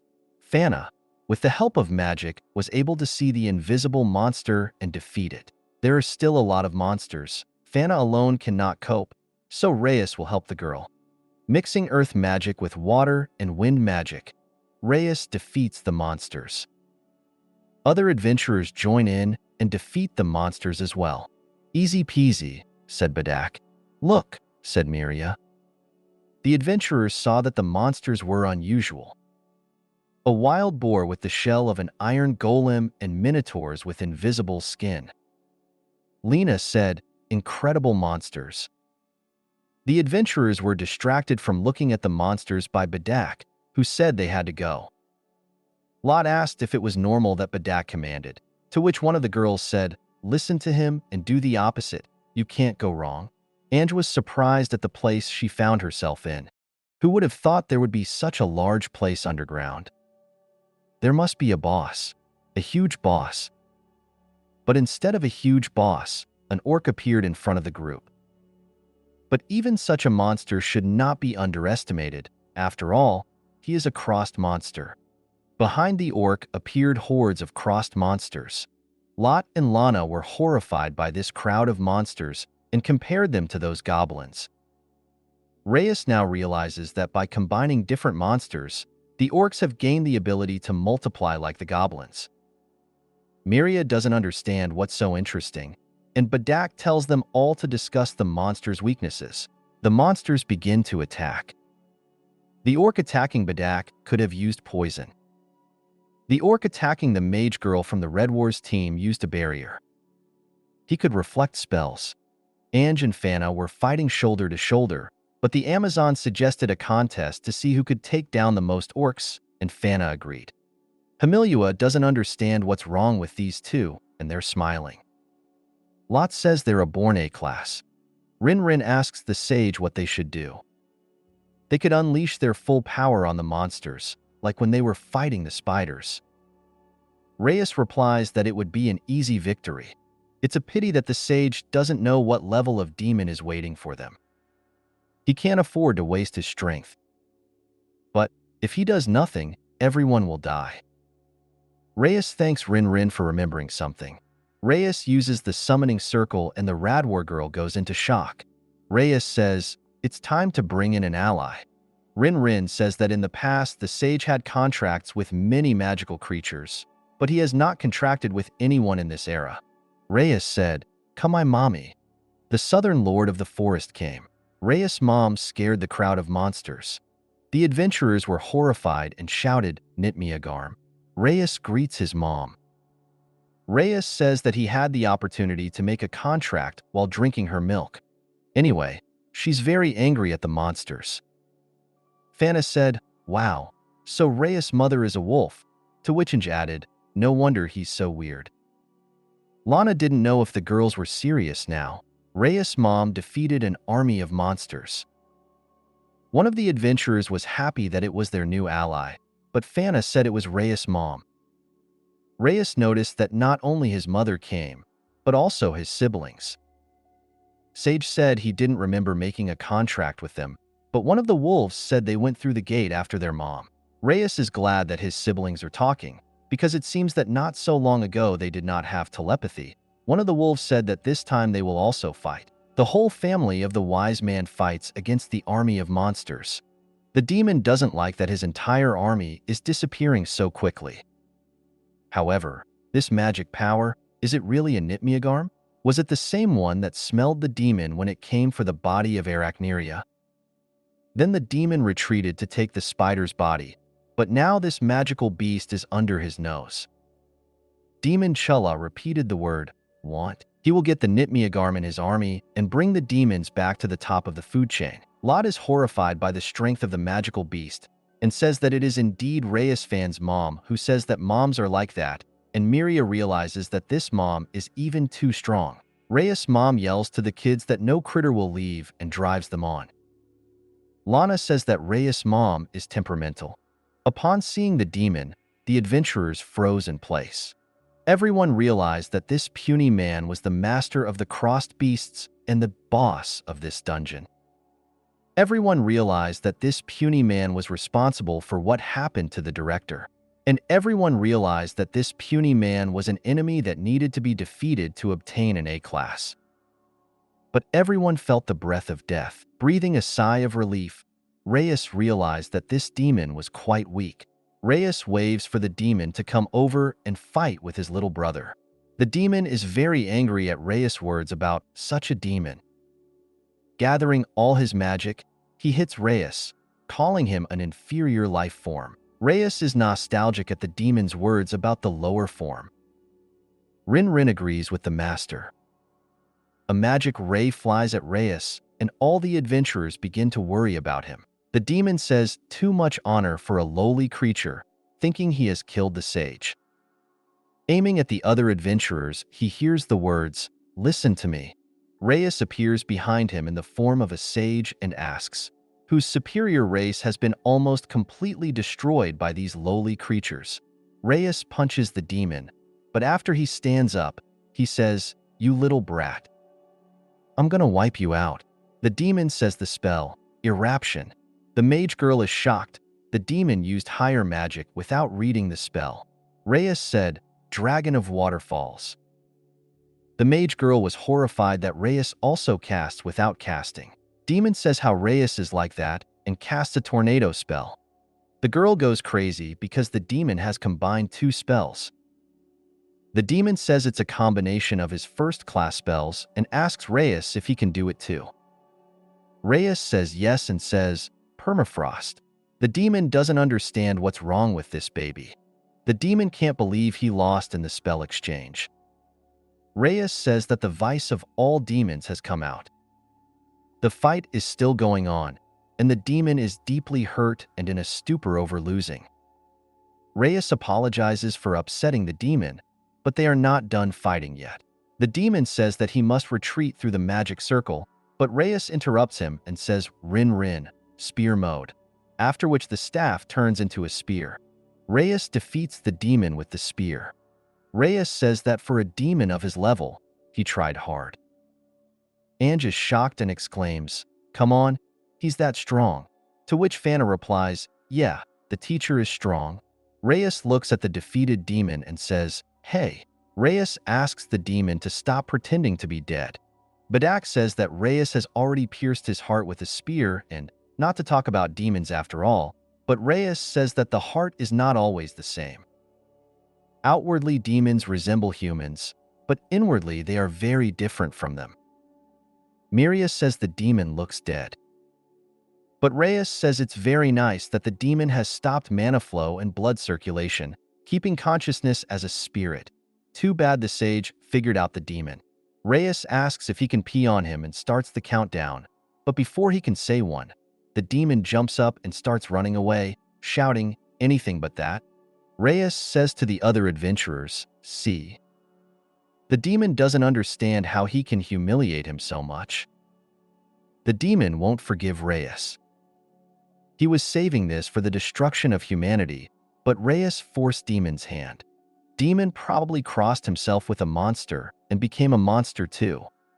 Adventurers don't understand what it is or who it crossed itself with. The monster was emanating a terrifying magic. Reus thought it couldn't be. Rin said that this is the power of the ancient dragons.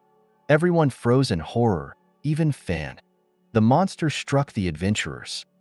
The demon says that his friends will die without healing and Reus should hurry up and help them. The simultaneous use of spells with different properties is allowed, but the situation is different with attacking and healing magic. If Reus is using healing magic, it will take several hours before the attacking magic is available again. With a baby's body and mana, Reus will not be able to finish off the monster before everyone dies. No one but a sage can pierce the ancient dragon's scales. There must be a way. The demon mocks Reus and tells him to give in to despair. Kalita uses healing magic. Everyone starts to come to their senses. All the wounds of the adventurers are healed, and said in shock, Kalita did it. How she healed them all from such a distance. Kalita said it was just normal healing magic. Reus is struck by Kalita's healing magic. She has talent, though clearly it's that amazing adventurer trait that Tact was talking about. Reus tells Rin to charge full, but it's as if the staff didn't hear him, but soon Rin apologizes. Rin says that as long as the infant sage is a child, he can't realize his full potential as his property. Rin asks for permission for true power. The staff cannot bear to see the unfortunate end of a tribesman. Reus understands him. The adventurers move away, for now they are in the way. The monster doesn't understand what's going on. The monster thinks the sage is buying time by using the staff at a distance, but he can't just walk away from it. Rin says, "You can't get away, that's my cue," and destroys the monster. Sacred Dragon Staff Lindworm. At the moment, it can be considered the sage's favorite weapon, but it is only a held form, which is covered with tens of thousands of spells, formulas, contracts, and restrictions. And this is its true appearance. An ancient dragon whose history goes back to time immemorial. Lindworm Radiant. The adventurers are in mute shock. Lindworm says, "You have desecrated the death of my fellow man. For this sin, you must pay with your life." The monster is in shock. The dragon used the ultimate defense, a 6-stage barrier. Lindworm defeated the monster. What a shame, he was defeated with one hit. Rin informs the master that he will go into a longer hibernation than before and asks if he has prepared a spare staff, to which the sage replies yes and says that the staff can sleep in peace. Rin tells Reus to promise him that he won't molest the girls. Reus says he will consider the advisability of such abstinence. Girls running away from Reus. The demon survived and is trying to escape. He will have to start from scratch again, but now the main thing is to escape. The demon can't move and doesn't realize what's wrong. He realized that this is the Zeljine's thread, but he should be dead. But then who? Lot asks if the demon has driven the director insane, to which he replies that it has. It was only necessary to shake his morals a bit by hinting at the legacy of his art. In fact, the demon needed strong children as material for crossbred beasts. The demon says he was a weakling, and a weakling can only raise weaklings. The demon doesn't know what happened to him, but by abandoning his calling as an executioner, he raised worthless children. This demon has modified this thread, so he can easily get out of it. Lot says that Reus tweaked the thread by calling the demon's formula disgusting. Now it will hold until it is commanded with the ring. Lot and Lana have dealt with the demon once and for all. Reus' mom felt a strong magical force and assumed it was the power of Reus or his staff, and her guess was correct. The she-wolf began asking routine questions. to which the sage replied that he understood her. Reus says that his mother took a very long time, if the orcs were so fast. The she-wolf answers that no, she and the wolves got rid of the orcs quickly, but where the orcs ran to, there was a bunch of the same crossed monsters. One was bigger than her. He says that he is a successful specimen and is not inferior in strength to their master demon. Reus is amazed at his mother. One of the adventurers says that the Blazel spouses would faint because Reus was raised by a Nitmeager. Reus asks what this has to do with them, and the adventurer says that they act as guards to keep the monsters of the magic-soaked sword of the god of the forbidden forest out of human territory. He also asks Reus if he knows them, to which he replies that it's an old story. Reus asks the she-wolf if she's seen them, to which she replies that she hasn't. She recalls that there was a couple who weren't frightened by her appearance, but they smelled of Reus odor. The she-wolf says that they were looking for something, or someone, and maybe Pius will come back to them. Reus says that if he is going to come back, it will be to the she-wolf. She asks why, but the summoning time is over because of the limited capacity of the other staff. The she-wolf says goodbye to Reus. The she-wolf says to call Reus anytime. Reus says they'll see each other again. Still, the staff Reus has now is nowhere near the capabilities of the Rin-Rin. The guild leader doesn't understand how almost all of the crossed beasts were defeated by the Nitmeagarm Reus raised, and how the puppeteer behind these creatures was defeated by Reus's dragon staff. The guild leader doesn't understand what Marcia and Badak are carrying. The guild leader started listening to the adventurers one by one, who is worthy of a class. The first one was Badak. He said Reus, of course, and the other two were Marcia and Fana. Fana used magic, which she said she learned in 2 days. Mazria acted in a straightforward manner, but thanks to her experience in battle, she showed adaptability and stamina. Marcia says that Reus, Ange and Fana are worthy of the fight. Fana said that Reus, Ange and Tilda are A-class worthy. Tilda would cast ranged debuffs on enemies without hindering melee attacks. One of the adventurers said that Reus, Himilua, and Hiltron were worthy. Himilua did a brilliant job of scouting the area, which gave the adventurers an advantage, and Hiltron defeated about 50 orcs with his usual calmness. And says that Reus, Marcia, and Fana are worthy, but if anyone blabs about who she recommended, she will kill them. Himilua says that Reus is thinking about it. Fana and Reus want to stop by the house. As they walked towards the house, Fana began to think about who would be chosen in the end. The guild leader looks very puzzled. He can't just count the frags. Because of the different abilities of the crossed monsters, the difficulty level jumps up and down. Fana thinks that Reus will definitely be chosen, but the other two candidates are still in doubt. Reus tells Fana that he is tired and asks if she wants to take a bath with him. Fana agrees. Fana and Reus are called by Ange. Fana asks Ange what is wrong, but she just opened her mouth and immediately closes it. Reus doesn't understand what's wrong with Ange. Fana says it happens to her. Ange says she's killed more orcs than Fana, but she only defeated the ones she could defeat, leaving the flying, unusually strong and vulnerable to magic to others. Reus says that's right, crowd upon crowd, and shouts that she knows, but Ange saw Fana's skillful sorcery.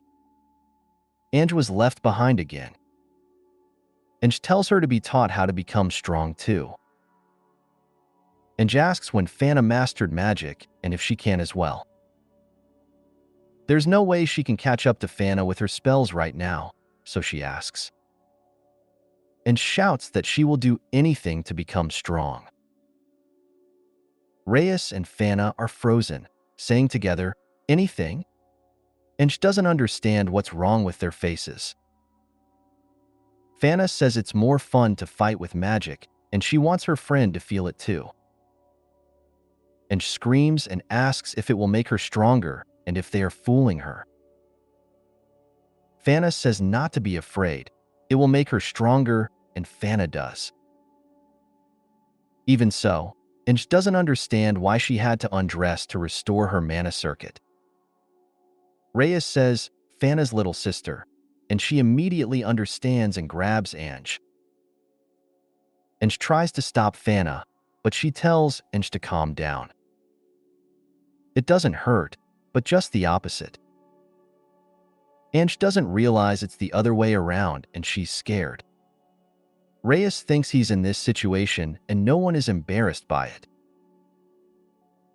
Reus says that restoring the inner mana circuit will be much more effective if he directly touches the skin with his tongue.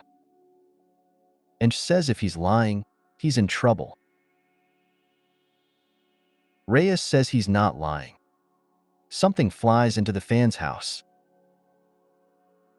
Reus, stammering, says what the staff Bahamut is doing here.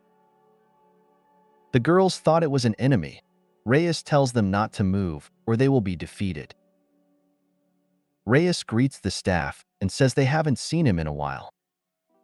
Bahamut says that he thought she felt Reus call, but how should she understand all this? He is under the same roof with two young ladies, and knowing him, but Reus says that she misunderstood everything. Bahamut cried and started to insult Reus, saying that he is cruel and heartless. The staff cries and says that he is flirting with two young girls when he has her, his favorite. Inch doesn't understand why the staff is in tears. But Reus says that they are not tears, but concentrated flammable liquid fuel made of mana, and if they are set on fire, they explode with terrible force. One drop is enough to blow this building to pieces. Ange is shocked and says the staff has a waterfall. Bahamut says she's had enough and will self-destruct. Ange screams and says she's just being treated for a mana circuit, which is not how the staff envisions it. There is nothing between them, and there can't be. He's a baby. Bahamut asks for the other girl, to which Fana replies that the teacher is teaching her how to fight. Bahamut says that you can't scare her like that. She almost left this town on the rocks.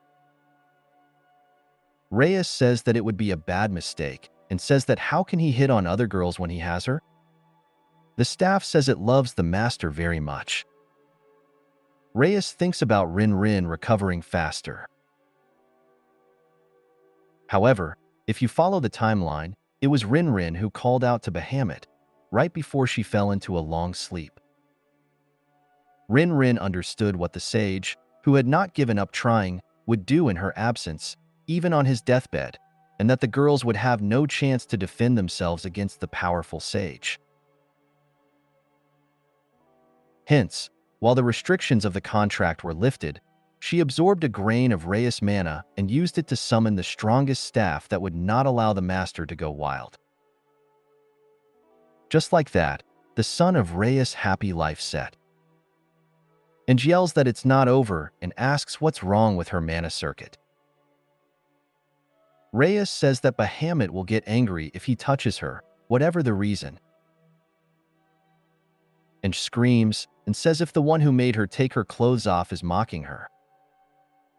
Bahamut didn't like it and slaps Ange. Fana asks if she can learn how to set up a mana loop from him to help Ange. She thinks Bahamut wouldn't mind if she did. Reus says that this technique requires the ability to see mana and construct spells, and as a link to healing magic, it would take years for Reus to teach Fana this.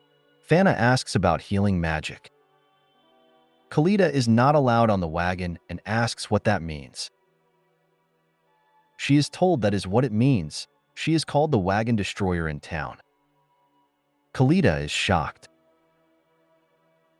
Indeed, all the wagons she was traveling on broke down, but through no fault of her own. Reus notices Kalita and greets her. The sage asks if she is coming home. He thought she would be an adventurer. Badak and Marcia praise her.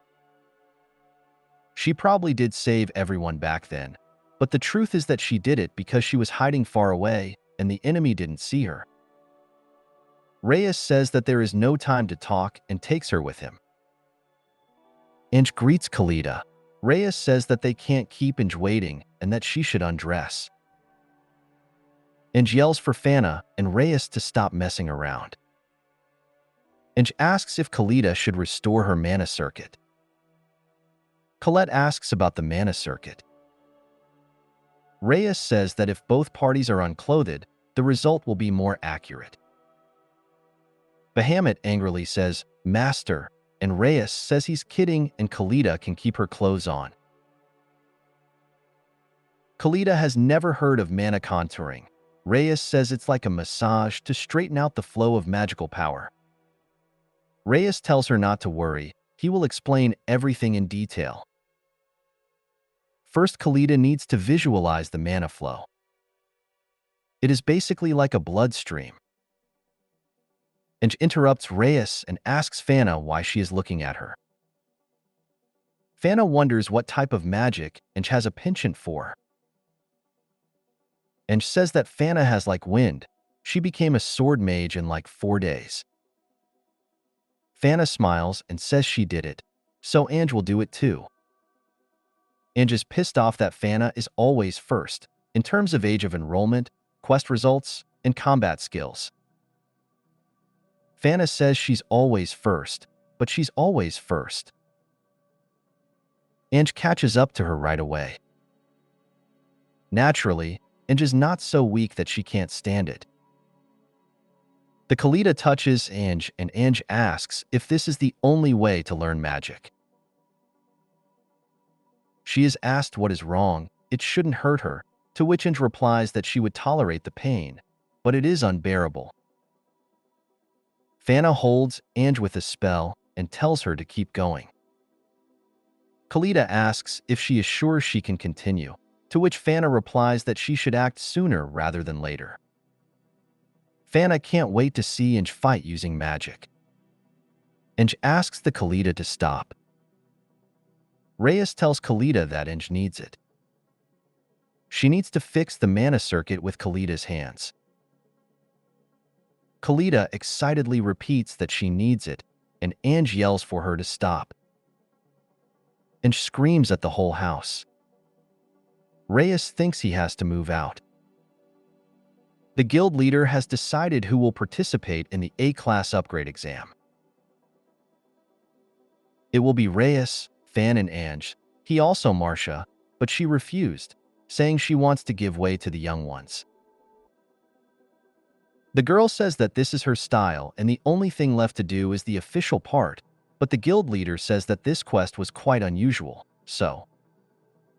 The girl says that the Association of Adventurers forbade him to do so because he almost sent his opponent into the next world in a heat of passion. The guild leader says that the girl must realize that the situation is unusual. The guild leader says that he has no questions about Reus, but that Inge and Fana did not reach A-class that year. He does not believe that these two have gained undeniable strength in a year, and tells the girl to tell them to come to the guild in a week in their best form.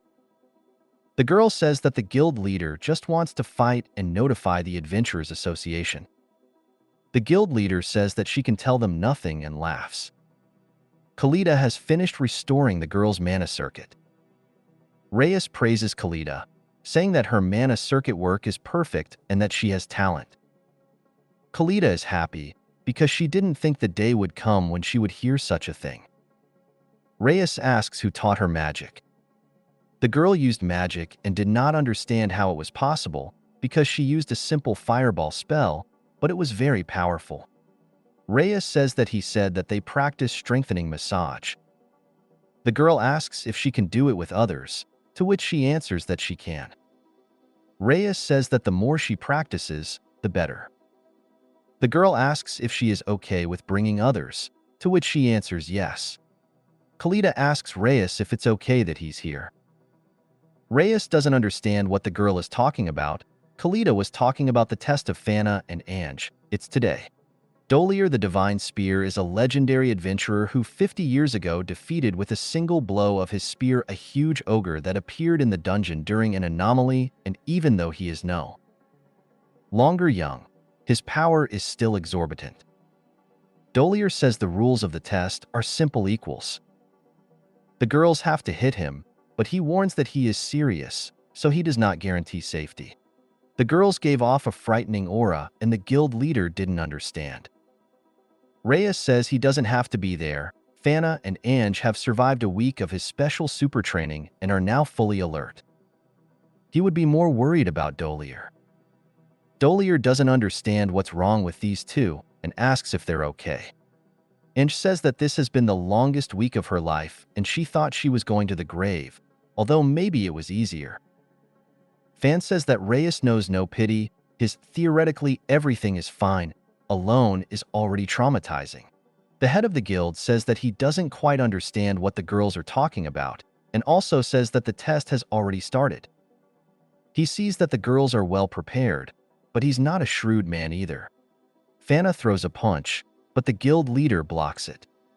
The head doesn't understand why the girl is so fast. If he hadn't reacted, the test would have been over in 1 second. Fana attacks the head, but he blocks it. Ange reads a spell and says, Ars wave. The ground under the chapter's feet starts to rise. The chapter is amazed that Ange has mastered earth magic. Fana says the spell, Cyclone Blade. The head of the guild fights off Fana, but Ange keeps up and says a new spell, Volnild. The guild leader dodges the blow. The girls say their spells simultaneously, and the guild leader prepared to block them. The guild leader's spear breaks, and he says, Great. The guild leader recognizes their power, but the girls' spells are unstoppable and the leader has to dodge. The head shouts to the girls that they are done, but Fana says that he is wrong and that they have to hit until the enemy is completely out of breath. And Ange says that there are some enemies that will attack even when they have only one head left, and the girls don't want to go through that anymore. The head says that the girls are too prepared and starts to run away from them, but they chase him. The guild leader yells that the girls have already passed the test and calls for help. Reus asks if it's the three of them. Kalita asks, what are they doing? And asks if Reus thinks that Ange and Fana have a too bloodthirsty look on their faces. Reus is nostalgic and says in his mind that in his time adventurers were so energetic and bloodthirsty, but out loud he says, it's nice to see. Kalita asks in what place. Reus goes to the head's aid and says that at this rate Grandpa Dolier will die. Reus says that it is his fault that the girls have overdone it a bit and says the name, Bahamut. Reus uses the spell, Double Bite, thus stopping the girls. The girls fell down with no strength. Reus asks how much strength they have. Reus says that if it's not enough, they can postpone the test until next week. During that time, he will train them better. Dolier says that it's enough and that he's figured it out. Dolier says that the three of them should go after the A class. Kalita asks Marja if she wants a massage. It's not only nice, but it will make her stronger. Marja says that it's fear and that Kalita should stay away from her. Lot says you can't find anyone like Reus. He's a 2-month-old baby and he's already been promoted to a Class A. Reus says it's nothing to him. Lot says it's a topic of great conversation. For years, stories about Reus will excite bar patrons. Reus offers Lot a drink in 20 years. He says he'll give him more material. Reus notices that Lot has his tattoo back. Lot says that he was removing it while he was focused on the fight, but from now on, he doesn't want to participate in such quests. Lot tells him that Lana has started her combat training with double her strength. Reus says that he will support and protect Lot as long as he protects the town. Lot asks if Reus is older than Lot, to which Reus replies that he is definitely a chubby baby. Reus is called and told that everything is ready and they can leave. Fana, Anya, and Reus are wished good luck. Himilua believes that they can become adventurers of a class, and if they all become adventurers, their guild's reputation will skyrocket. Reus asks where Kalita is, like she wanted to go with them. Kalita was busy right now. She was in high demand for massages. Ange says that she has been giving massages to the Baranti adventurers all night. Reus says, wow. Reus says that he wanted to ask her something, but it's not that important. With the A class, they will have to settle there for a while. The adventurers from their guild wish them good luck. All the adventurers say thank you, to which Reus replies thank you. Reus says they were lucky enough to have such a creepy baby. Lot replies, self-critical. The trip lasted a week. While learning how to use magic in battle and eating hearty meals at all the inns along the way, they enjoyed a leisurely ride in their carriage, although there were some bandit attacks. Overall, the journey was peaceful. And here we go. Reus tells the girls to look at him. Fana says, wow. Bahamut says, master.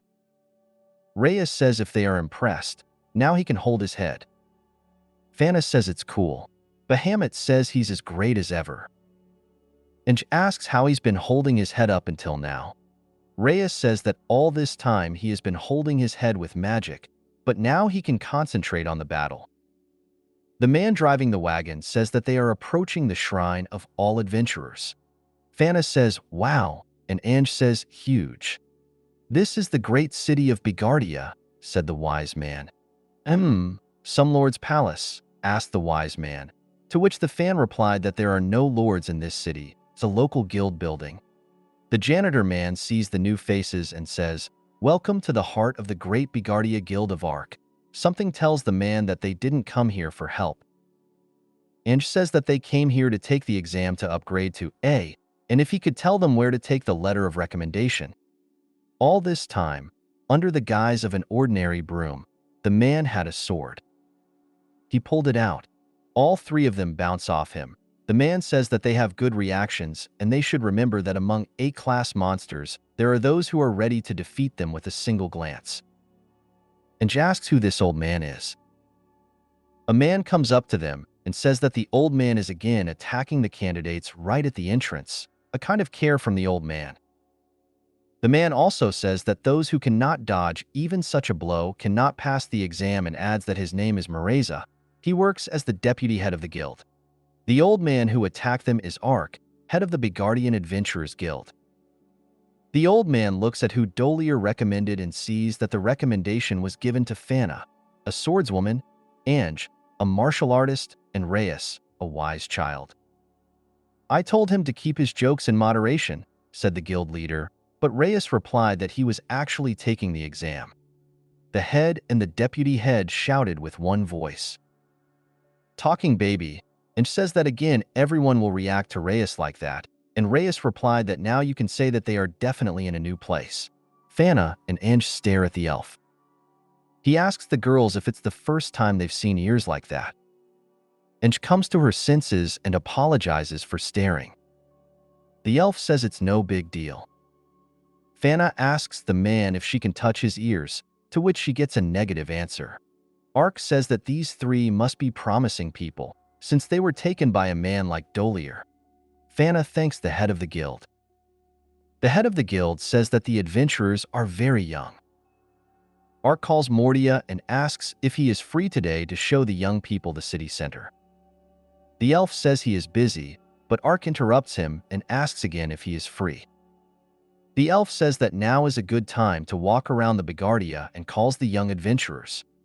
Fana and Ange gaze at the colorful, mesmerizing signs and can't take their eyes off of them. Fana asks the elf, are those souvenirs? Mordia says that the Manju sets produced by Ark are popular this month, but they seem to be taken for punishment games. Ange asks, is it that bad? Fana is surprised by the huge weapons store and calls Ange to look at it. Ange exclaims, what a big sword. Mordia says that this sword is in the theme of the Festival of Giants. Going further, the elf shows the hungry street. On this street, there is even foreign food. Ange says that she is already drooling. Ange screams and asks the elf what is there in the distance. To this, Mordia answers that there is a small playground based on magical artifacts. The elf says that they should go and try it. Reus says that the elf quickly found a common language with the girls and calls him a ladies' man. Mordia says that children of their age adore him, but he prefers older, beautiful maidens, not younger than 180. Reus says that the elf has nothing to catch among people. Reus admires the elf because he came out of the forest and started working with people. He must have faced condemnation from both sides. One of the half-elves notices Reus and asks why he is babysitting a child. This elf thinks it is a new order from Ark and says that he is having a hard time. This elf also adds that he is good and they should have a drink next time. Reus says that there is no loneliness in this horde of half-elves. Mordia asks what is wrong with Reus' voice. Mordia says that most likely Reus got this information from books, but it is outdated. Coexistence of different peoples with different life expectancy is now the norm. Pureblood elves still live in the forest, and half-elves live in the cities. Elves used to look down on humans, and then the half-elves were oppressed, but one elven woman went to apprentice to a strong sorcerer and gave the forest elves a beating. Becoming the head of the forest, she eradicated discrimination for many years. Thanks to her, Mordia and the half-elves were born, all thanks to the best apprentice of the Great Sage, the Queen of the Elves, Mrs. Meltair. Reus choked when he heard the name of the elven woman. The elf asks what's wrong with Reus. Reus says he's fine. Sladens always regurgitate milk. Reus didn't expect to hear her name here. The elf asks if he's sure he's okay, to which Reus replies that yes, he just remembered an old memory. Mordia asks, from the womb. Reus says, no. Fan and Ange come up to them. Fan bought cotton candy and offered it to Reus, but she remembered that she was a baby and started eating it herself. There is a huge dungeon in Begardia, which has a special magic current because every month new kinds of magic stones and monsters are discovered there. For the sake of materials, crowds of traders flock here. After the traders, families move here, creating new communities. These communities create new jobs, which attracts more people, and thus Begardia has become a city that has everything. The elf says that this is what he wants to convey to the adventurers. There is plenty of other work to do besides their work. Inch doesn't understand and asks if he wants them to leave the adventurers. Morlia says that if the three of them are to follow him, there is something they need to see. The elf says that for many, the profession of adventurer was the only way to make a living. The elf shows a boy named Klein. He was an extremely skilled swordsman. Only an army of ants with bodies of steel left him with nothing but bones. Then he shows the magnificent mage Rufus and tells that the orcs from the dungeon broke his arms and legs, ripped out his tongue, and threw him into a well. And finally, he shows the girl Lena. She disappeared during her A-class exams by falling into a nest of worms. Unfortunately, she survived as a worm breeding ground. She was found 20 years later. Mordia says that staying where they are and doing quests below their level will keep them safe, not to mention their young age. After a little silence, the elf asks if they still want to take the exam. They all say, we do. Inch says she can't be intimidated by this. She became an adventurer because she wanted to fight the strongest opponents. A-class is an intermediate result for her. She will go straight to S-class.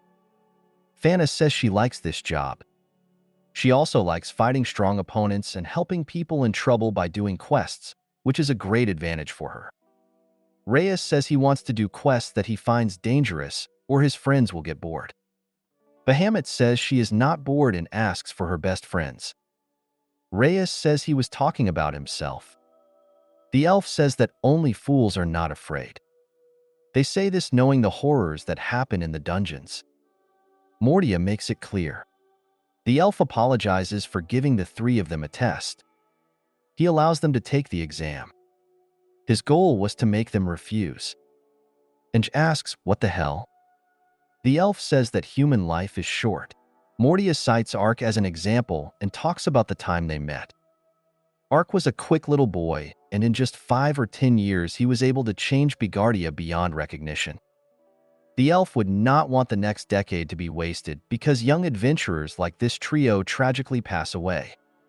The man wishes them success and asks them to try and stay out of this book. Ange and Fan shouted, "Of course."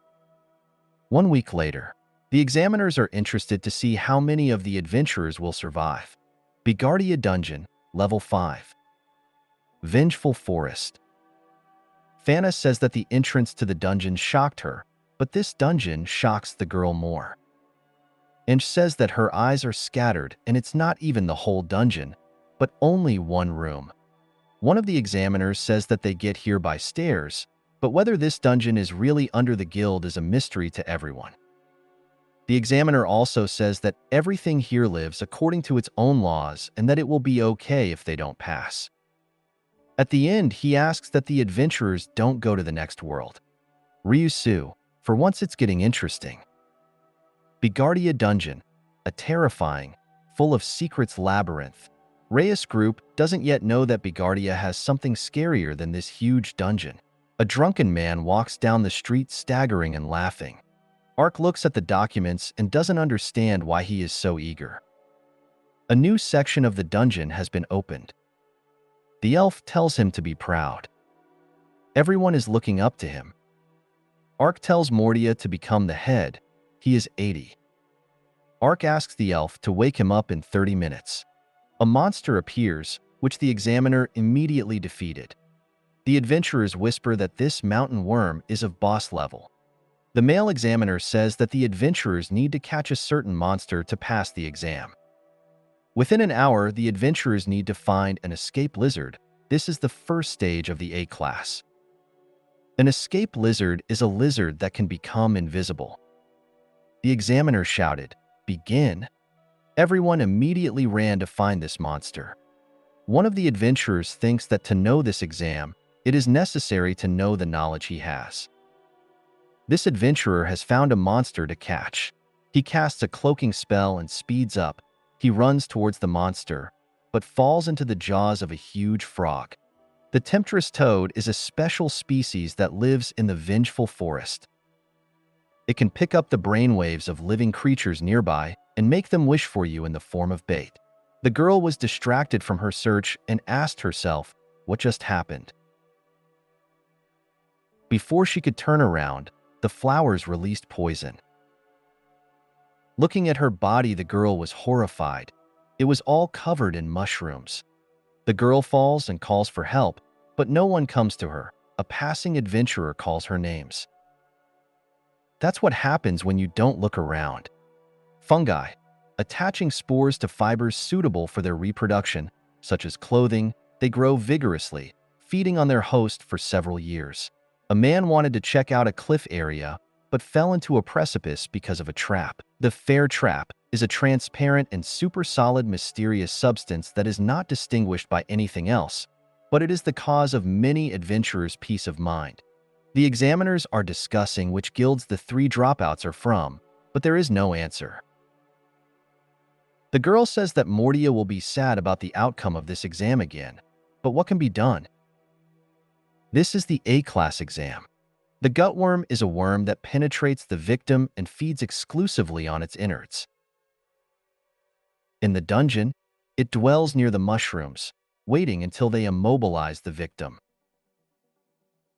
This worm appeared near an adventurer whose body was covered with mushrooms, and she screamed at him not to come near her. Fan disarmed the monster and tried to help the girl, but the mushrooms were clinging to her body. So Fan decided to use the higher wind magic she learned from Reus. Fana says that this spell only blows away clothes, so it won't harm the target's body. Fana also says that this spell was invented by her teacher, so it won't harm her. The adventurer says that this is all great, but asks if her teacher's head is okay. Ange saved the adventurer. The girl asks if he is okay, to which the man replies that the girl should lower him a little. His head is about to crack. Ange says that she will take him to the examiners, to which the man says that she may not pass the exam. Ange says that she will think of something. The girl examiner doesn't understand why girls bring back the wounded. The male examiner is also seeing this for the first time. Good adventurers don't usually get this far. Most adventurers are selfish. Reus noticed a magic herb that grows only in warmth and wilts slowly in the shade. The climate and geological structure of this dungeon are constantly changing. There are also crystals in this dungeon that disable detection magic. In such an environment, there is also a chance of extinction of the species. If you are unlucky, the task will be impossible. They say that luck is also part of the power, but Reus immediately brings up a conversation with Mortia. The deputy head of the guild must despise such a parameter as luck. Reus, something is missing, but what is it? That's right, Reus realized where the escape lizard is. Reus is distracted by the illusion of the girl who appeared in front of him. Reus jumped on the girl, but instead of her, he was eaten by a huge frog. Reus defeated the toad from inside. The examiners stood in shock at Reus's magical blow. Reus is angry at the monster for deceiving him, but in his previous life, the wise man would have fallen for it. The wise man has pulled the adventurer out of the monster's jaws. He needs to take this guy to the examiners before he passes away. Bahamut asks if the master is sure, as there is not much time left. Reus tells Bahamut not to worry. Reus already knows where to look. Ange and Fan give the injured adventurers to the examiners. They were about to leave, but Reus says, "Hey," and draws attention to himself. Reus comes down and says he knows where the escape lizardmen are hiding. Reus starts to say that the big shields of gain are made of, or that muffles the search. Emily put a barrier here. At first Reus thought it was to fence off a safe zone where enemies can't get in. Eventually they have a place where they can't use search magic and a barrier is put up. Fan figured it out. Fana used the spell, reading air currents, and said to Anya, "Behind you." Ange hit with the spell and disarmed the enemies, and Reus said, "Bahamut, one bite," and Bahamut executed the order. Reus says that the escaped lizardmen are exactly 11, as well as the participants. Reus asks if they have passed. One of the examiners says they passed the first stage. The girl is shocked at how many lizardmen there were near the examiners. The girl says she tried to surprise everyone.